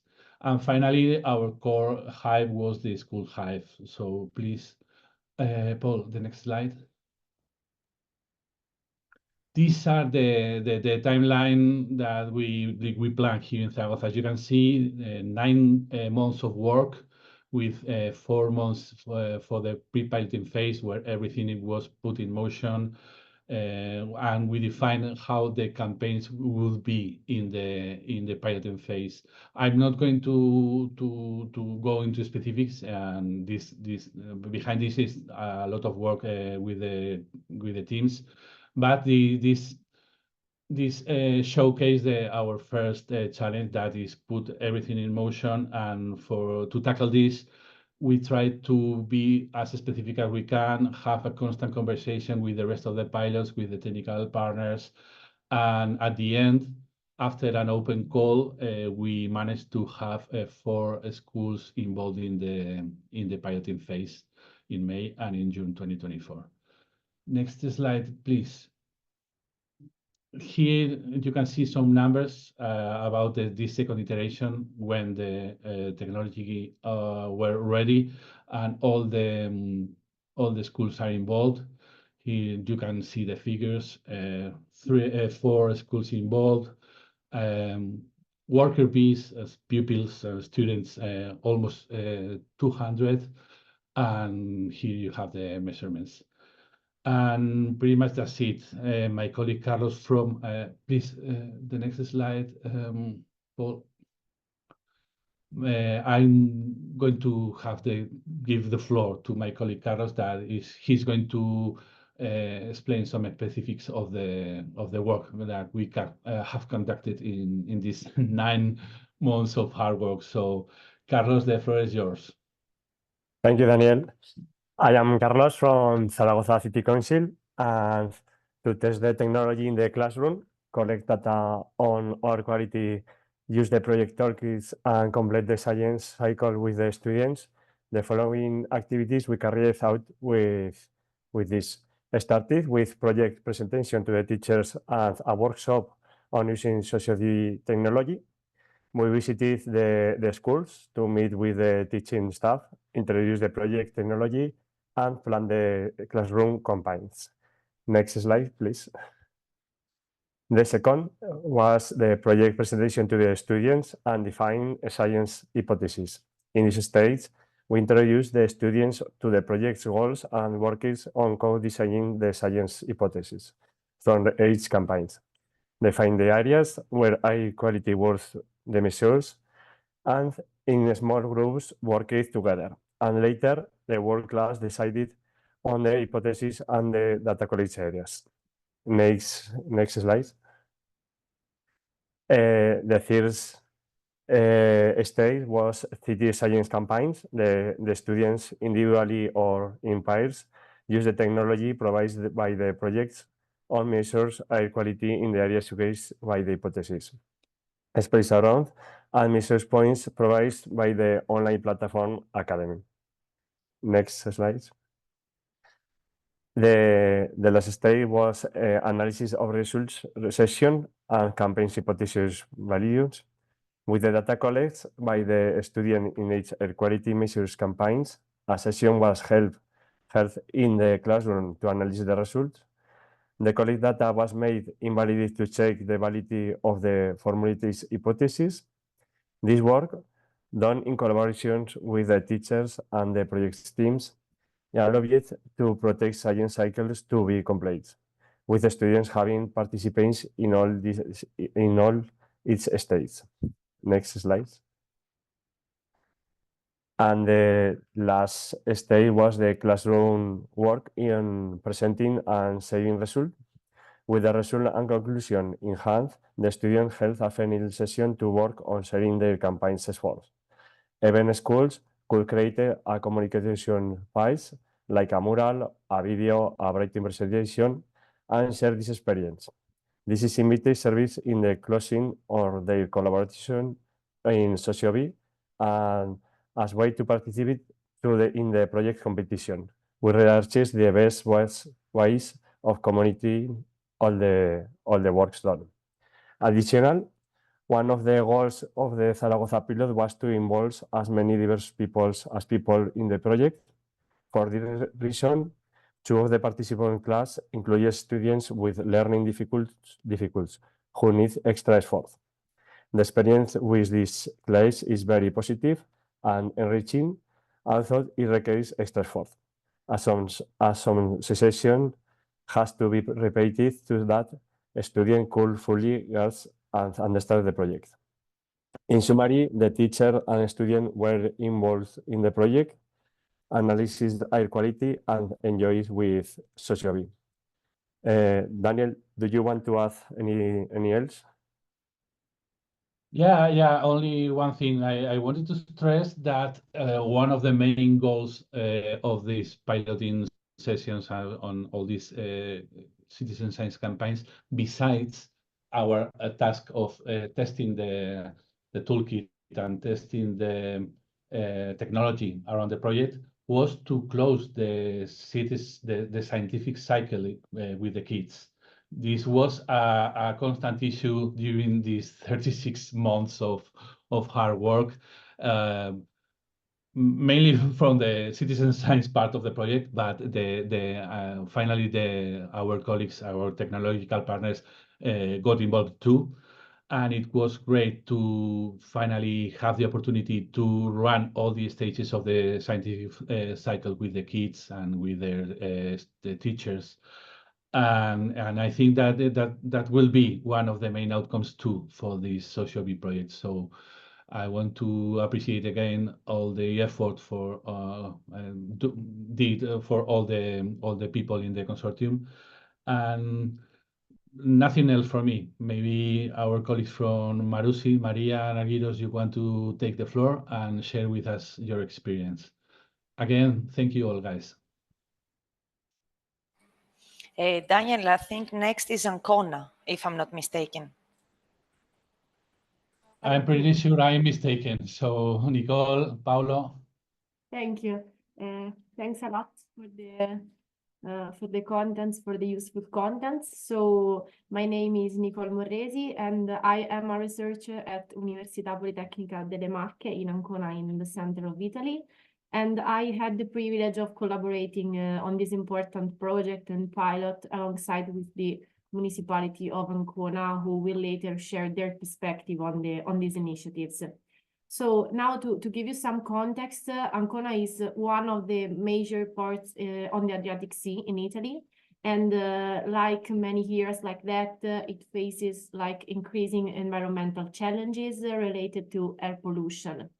Moreover, why we choose seniors? Because it is a significant portion of the local population in the city. So the Ancona pilot was focused on recruiting seniors. In this way, we wanted to engage this vulnerable group in order to encourage them to become more active, to include them in the process of collective measurements, for creating like a community. But also the idea was to raise awareness about the issue of air pollution in relation to this group, because, you know, seniors, especially like, you know, small cities, are not aware of all the climate change related issue that we are currently facing, and especially why we are facing also climate change issue and the problem of human activity related to climate change. So the idea was to sensibilize them, to involve them in the process, and to collect data through them, through the citizen science. We try to explain them what was the context and the real meaning of citizen science. So it was really interesting to involve them in this new process for them, okay? And of course, we aimed at collecting measurement for delivering some useful insights for the municipality in relation to traffic and so on. So let me talk you about some key figures that we have found out thanks to the pilot. Of course, the recruitment process had some ups and downs because of the fact that these vulnerable categories, it's a little bit difficult to hire, especially because the idea was to explain them to go outside and change their habits. But however, I've summarized what we have achieved in this slide, which I think that it's a good result considering all the challenges that we had during the journey. So basically, we recruited like 9 seniors for the overall period of 1.5 months, more or less. And they were engaged from the initial participation. They were interested in the technology, and they allowed to take the sensor along the city. The monitoring was conducted in the main area of the city, so we have identified with them some useful area of the city. In particular, we have found like a boulevard, the Viale della Vittoria, which is 1.5 kilometers long. And in this case, it is a center for walking, for having activities like jogging and so on. And if you go to this boulevard during the day, it's full of seniors that walk, have like some talkings with friends and so on. And the other area, of course, was the port.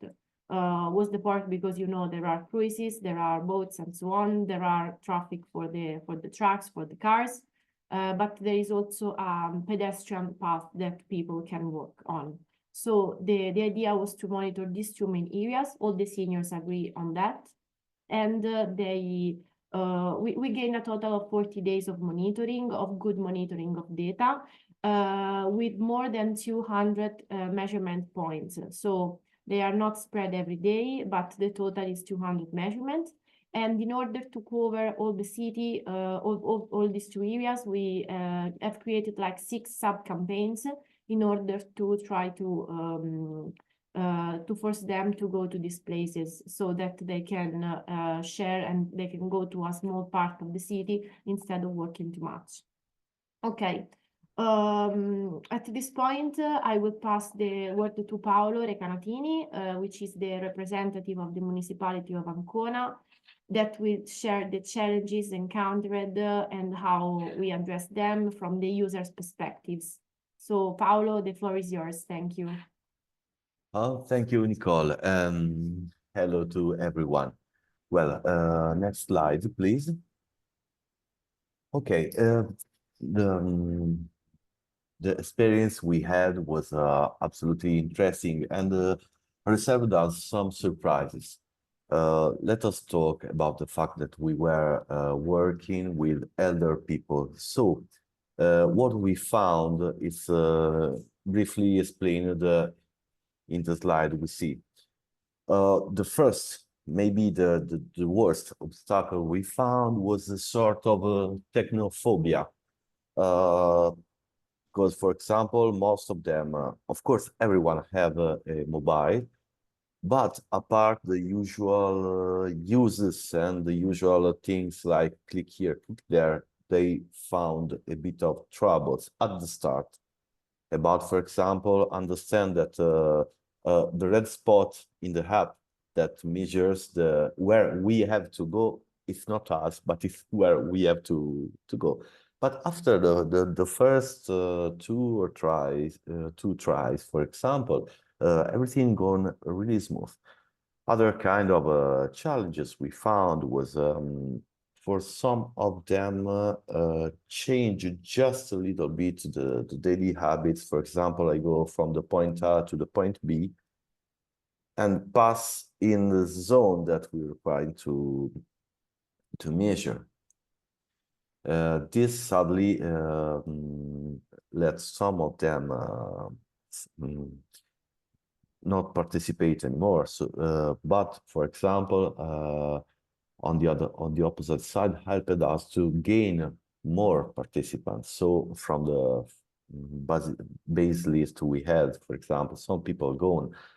In one case, for example, there was a pacemaker carrier that could not bring with him the sensor because was, of course, naturally, and it's even normal, was a bit feared because we didn't have an official paper that said it was completely not interfering with the pacemaker. Those were the main troubles we found. Let us say the challenges.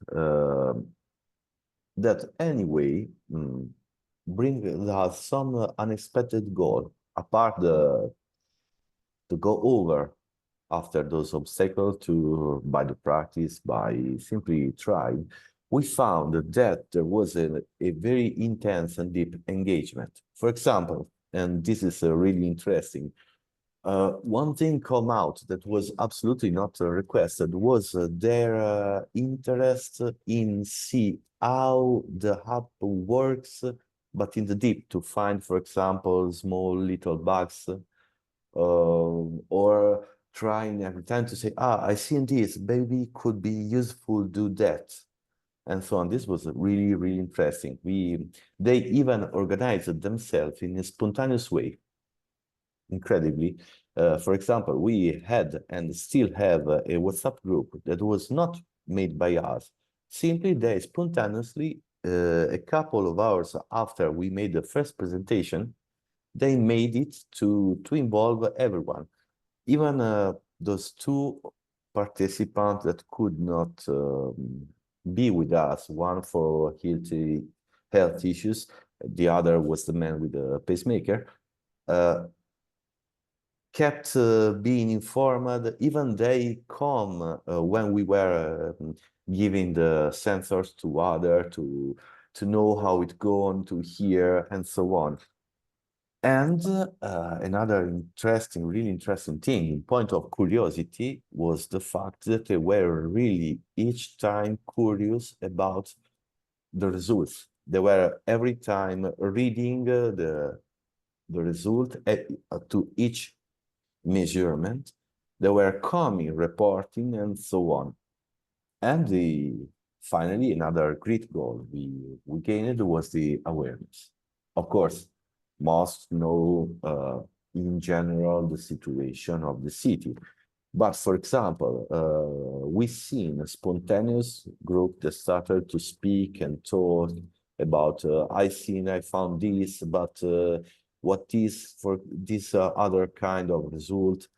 And just for example, happened that one person asked about kind of measurement, and with us we have an elder man that was chemistry before, and he started to explain, okay, if there is the ozone on this way, you could expect this other kind of measurement. So we seen this group was started to be almost completely autonomous at the point that they were trying to find other people to join us.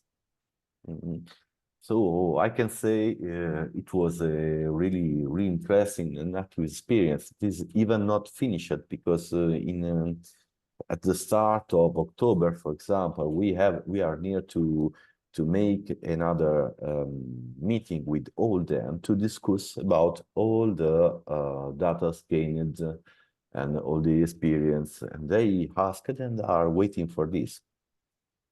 So for sure, we've seen that this kind of topic made in this way, so by first person, is really engaging people. Okay. Thank you, everyone.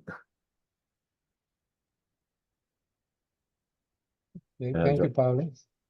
Maria, would you like to show something from Marusi? Yes, so hello everybody. I hope you are still here with us and still interested.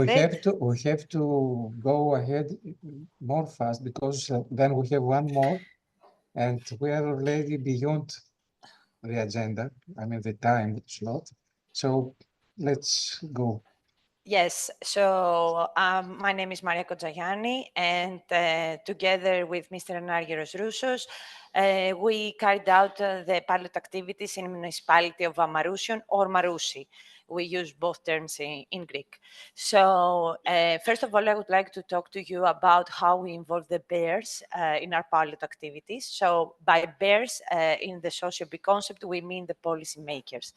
So for the policymakers, first of all, we would like to thank Mr. Abadjoglu, our mayor, who played a key role in helping us, first of all, to orchestrate the pilot activities and to select areas of interest within the municipality that they are most heavily polluted, and finally support through his presence in various online events. Afterwards, we would like to also thank for the support our two vice mayors, Mr. Nikolarakos and Mr. Ioannidis, that they also were very interested during the whole pilot execution. For more practical issues, we asked also for the support of various municipal departments. For example, we asked the Civil Protection Department when we had IT to move a company visiting us in Marousi, where drone measurements were carried out in the center of Marousi. And then we had also the constant support from the Department of Sanitation and Recycling, that they were responsible for the buses and they helped us install the sensors on the municipal public buses. Finally, we had the support from two ministries, the Ministry of Energy and Environment and the Ministry of Agriculture and Development and Food, where they played critical role in granting permission and facilitating the installation of sensors on top of this box that is air quality station, and selecting particular lines of interest to measure. And last but not least, of course, the personnel from the town hall and who supported the project on multiple levels, starting from arrangements and finishing to actively participating in events and actual measurements.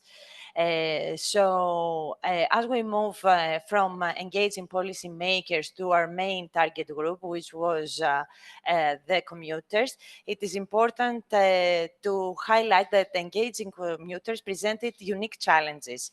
This was because they are not an organized group and their daily routines are typically very transient.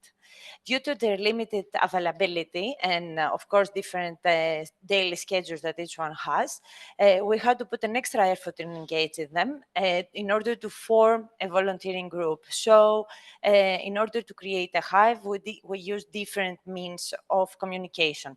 Next slide, please.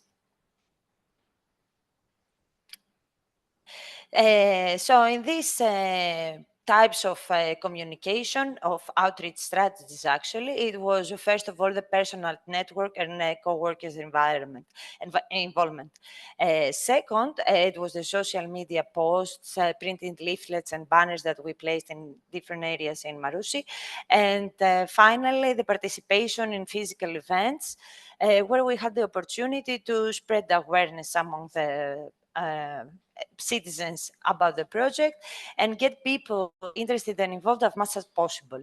However, out of these different three kinds of approaches, the most effective method was through personal networks and word of mouth, which provided not only a direct but also a more personal way to engage participants. In contrast, on the other hand, the least efficient way was through social media posts and leaflets, and this was derived from the result that only a few people responded to our calls.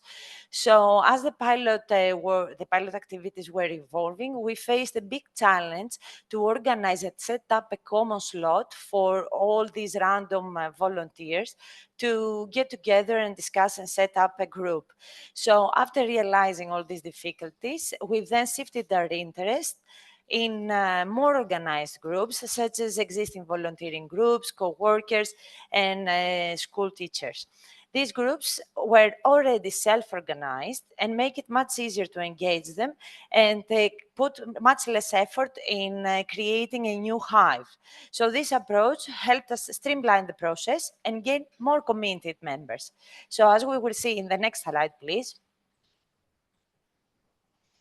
We managed to create various hives, and the first session, after putting all this effort and meeting with the people, was was all the times physical events and workshops, which had with three different objectives.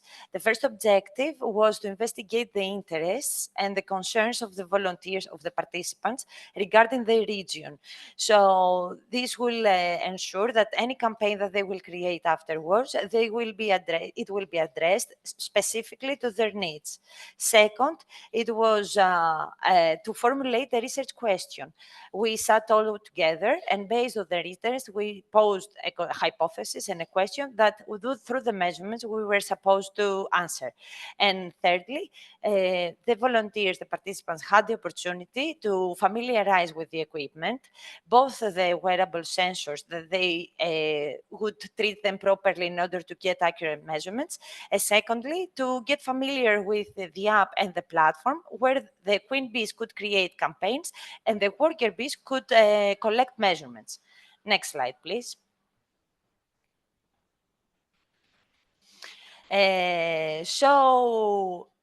For the measurement campaigns, as you can see, we carried out different types of measurements. First of all, when we initiate the second pilot iteration, we created a drone campaign with the help of Emilien from ID2Move. They visited us, and we did some drone measurements in the center of Marousi. This was very helpful because it attracted a lot of public interest. We had the opportunity to collect intensively a lot of measurements in different regions across Marousi, and also assess the advantages and the disadvantages of using drones for air quality measuring. The SOCIO-BEE detectives that you can see in the lower part are the students. Their goal was to measure the air quality during rush hours, actually school hours, in the morning and in the noon, where the traffic is a little bit less. And the Soros Hive would like to direct their efforts in examining the impact of exhaust emissions from private cars, because their area are next to very big companies. And this affects a lot the air pollution daily levels. Friends of Forestry Crew, this is another volunteering group. They investigated how Forestry Crew actually contributes to mitigating air pollution in the surrounding area. And then we had the collocation campaigns, the technical partners from Better and also Nilu. They had the opportunity to show you the benefits. And also, we find, and last but not least, we had the campaigns from the municipal buses, where we had the opportunity to have an estimation of how commuters that they use public transport are affected by the air pollution. Next slide, please.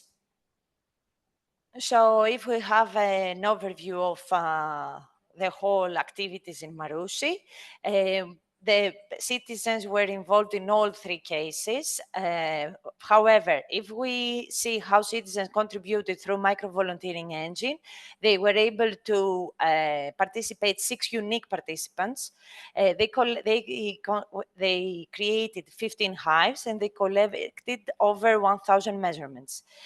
Concerning the collocation activities, we managed to have a complete data set for more than 6 months, maybe even more, I don't even remember how much.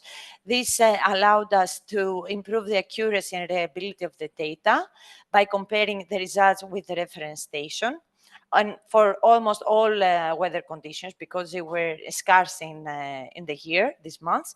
And finally, we had the municipal buses where we engaged bus drivers to collect air quality measurements in their regular bus tours.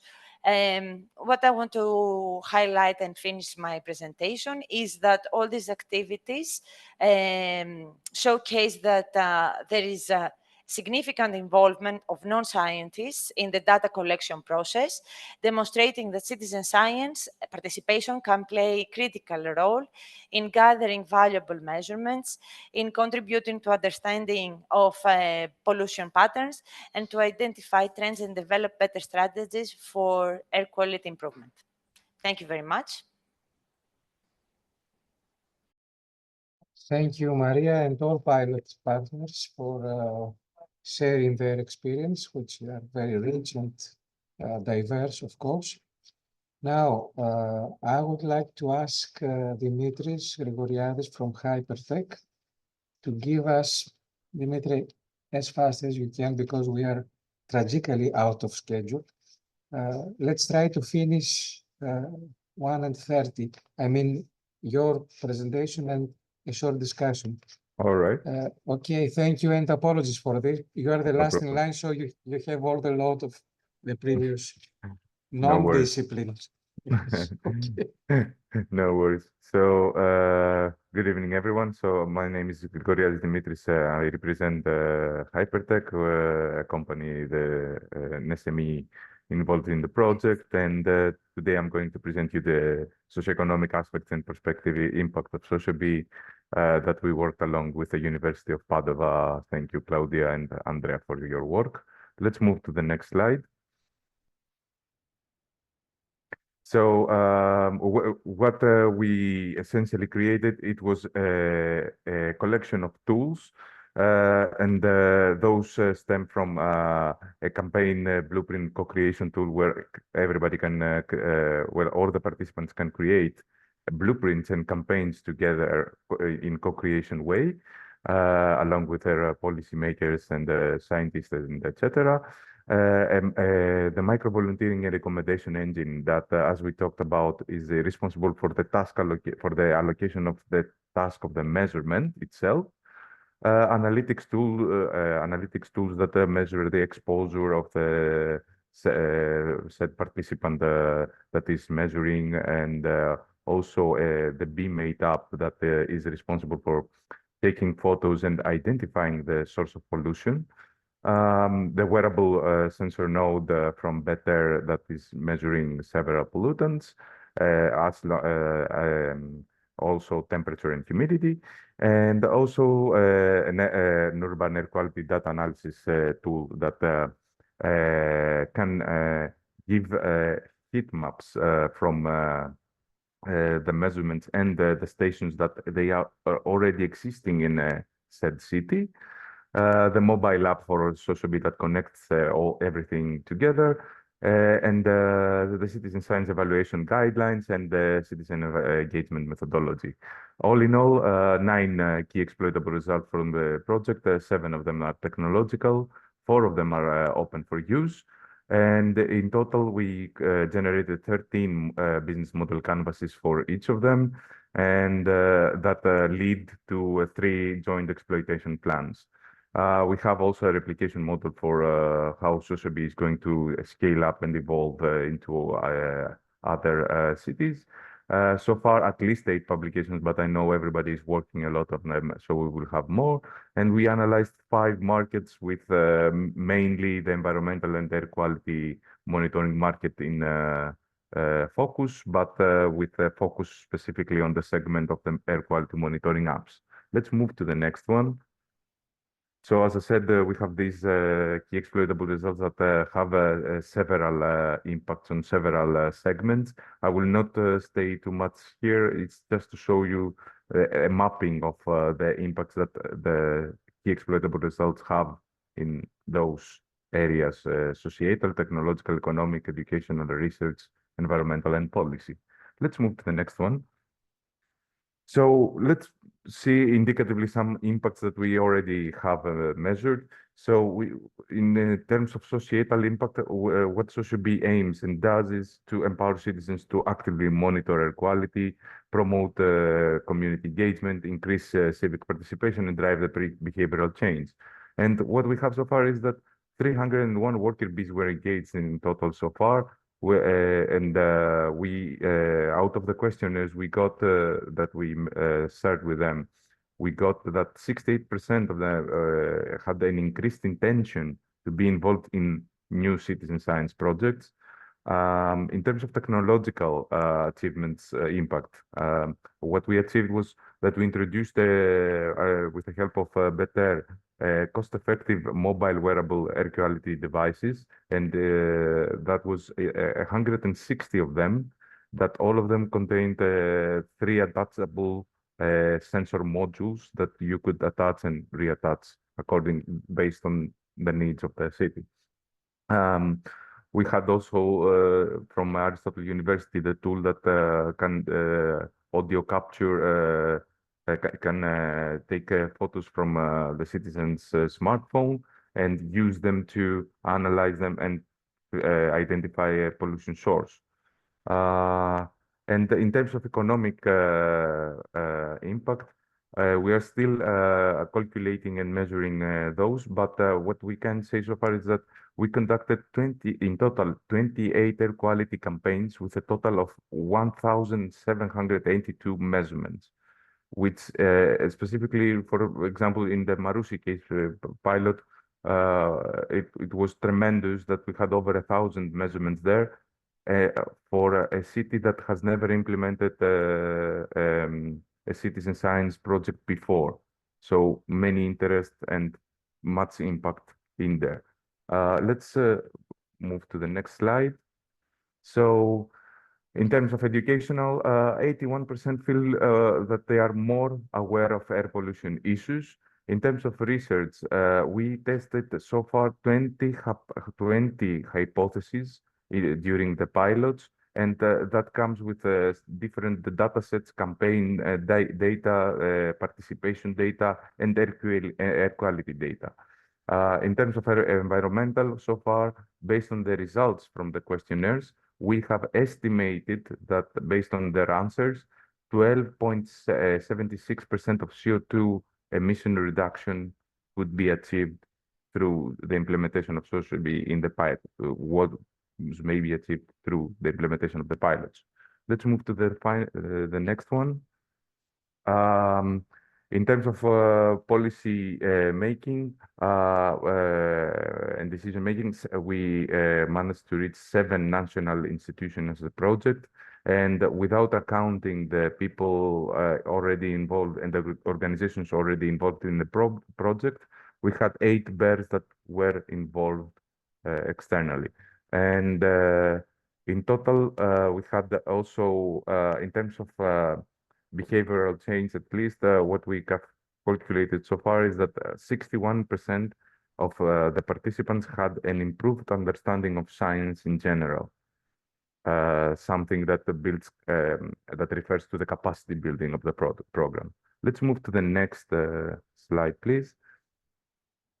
So what happens here is that just to give you a short context of what the University of Padova did is that they interviewed the representatives from the 3 pilots to get a more informed opinion on several topics that they have summarized here. The topics originally were 4: the data-driven decisions targeting the environment, the drivers for any said intervention, the thresholds that will be needed to be activated to have a public intervention, and the timing of this intervention. So to keep things simple and to move on faster, let's go for the first one that is, it's fine, sorry. So first of all, there is a need for improved air quality data in terms of quality, and of course, there is also a challenge of the technological challenge that is how to operate and maintain the devices, the sensors themselves. In terms of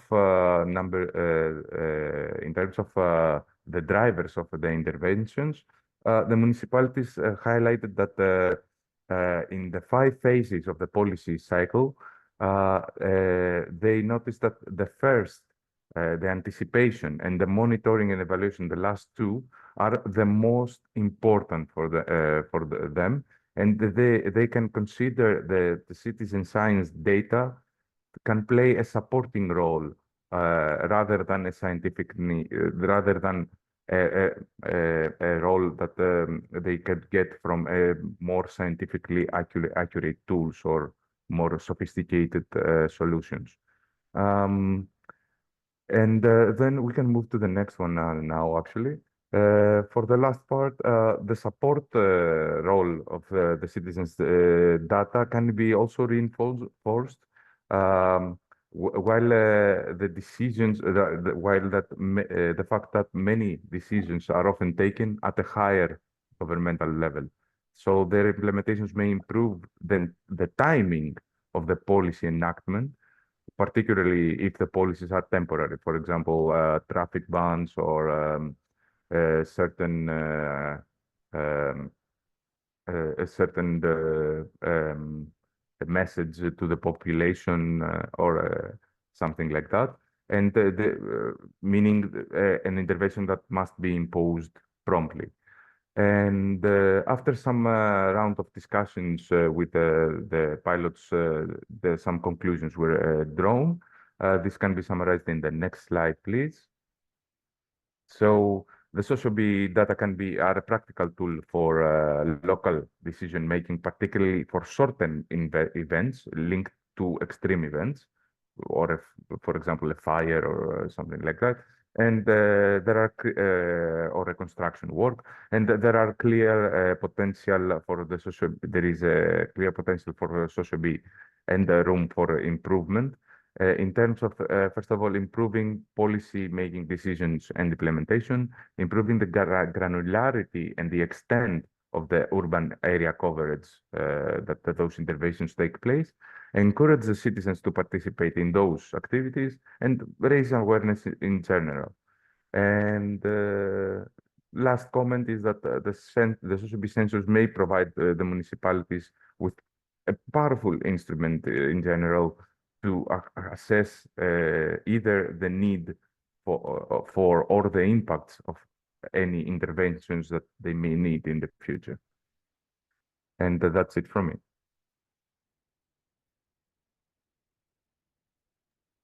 Thank you, Dimitri, very much for this in-depth analysis. Now, we have time for 2 questions maximum, and then we have to close. Although the discussion is interesting, we must close because the time is passing. So, would any of the audience like to address a question to the pilot partners or Dimitris about the financial analysis?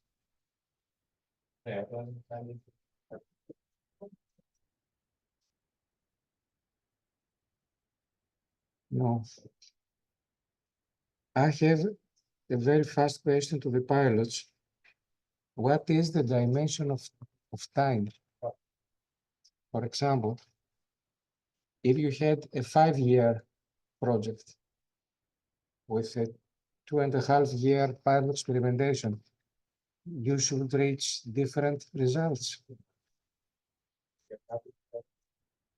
If you ask me, Evangelis, for here South, every pilot wants to reply.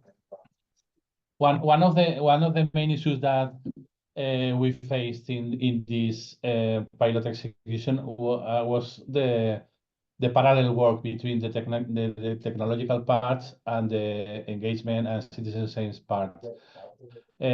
For me, it would be great if we had 6 more months to implement the pilot, and the results will be much better. Yeah, of course. But in any case, I give all the credit to all the technological partners, because we know the effort that they have done to deliver the technology.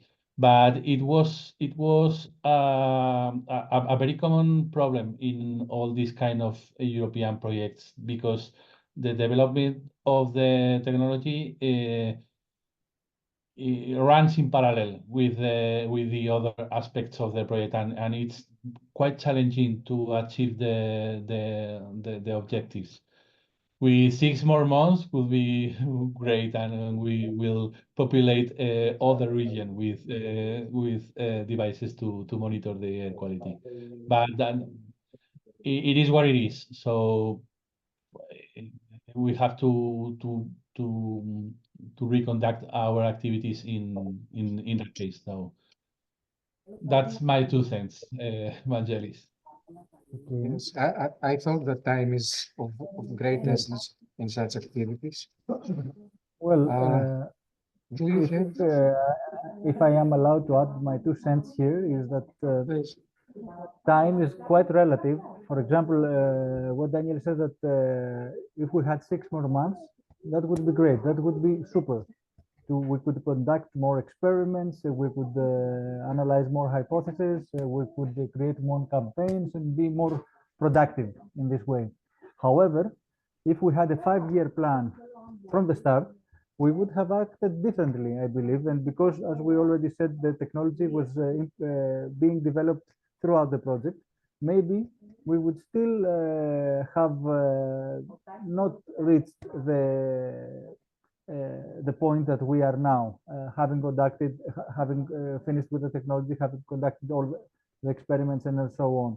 So, in my view, I think it would be great from the point that we are now to have an extra year of doing things in SOCIO-BEE. However, this is not possible, as we know.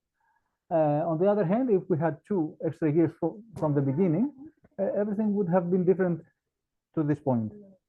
So time is quite relative, and there's no easy answer to this question. Thank you. Thank you, Anarthire. Is there any question? Can I add something? Can I add something, Angelis, to these 2 observations that I think are very interesting? Yes, Sergio, of course.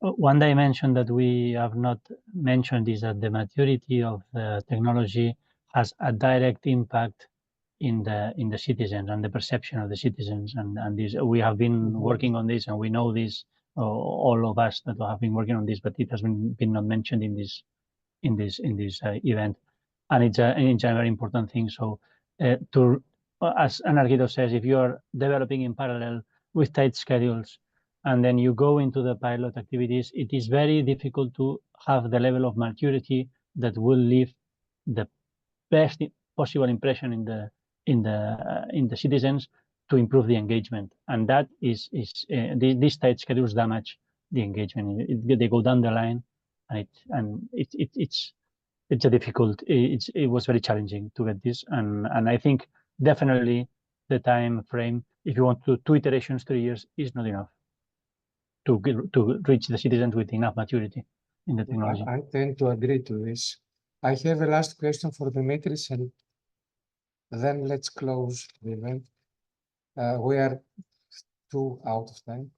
Dimitri, from your analysis of the viability, the market things, do you see any combo of SOCIO-BEE cares that has good prospects to go to the market first?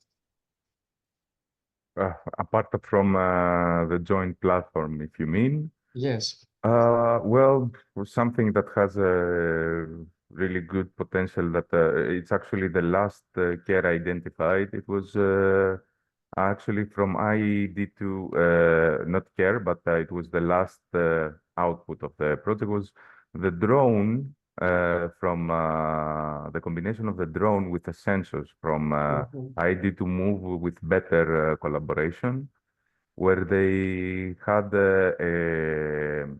a drone that is it's light enough to fly over without with a sensor, but without having to comply to any regulations regarding the weight. So that could, at least for individuals that want to, or early adopters that want to, are more like tech savvy and want to try a good quick measuring solution that for individual, for themselves, yeah, that I see a lot of potential there. Of course, it's still a very low TRL level because it was one of the latest outcomes of the project.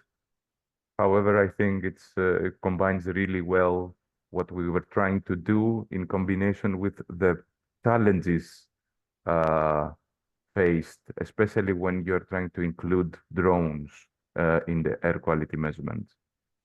Let's see. Yes, and with this last answer from Dimitris, let's close this event. I think it was interesting. Many people stayed until late. I would like to thank all audience that joined us today. You can visit our sites, our groups and profiles in the social media, you can see it. And a warm thank to all colleagues from SOCIO-BEE that contributed for today and for many things before. Best wishes to all. Thank you. Thank you very much. Bye. Thank you. Have a great day. Thank you. Everyone. Bye. Thank you. Bye bye. Thank you. Bye bye. Thank you. Bye bye. Bye. Bye. Thank you.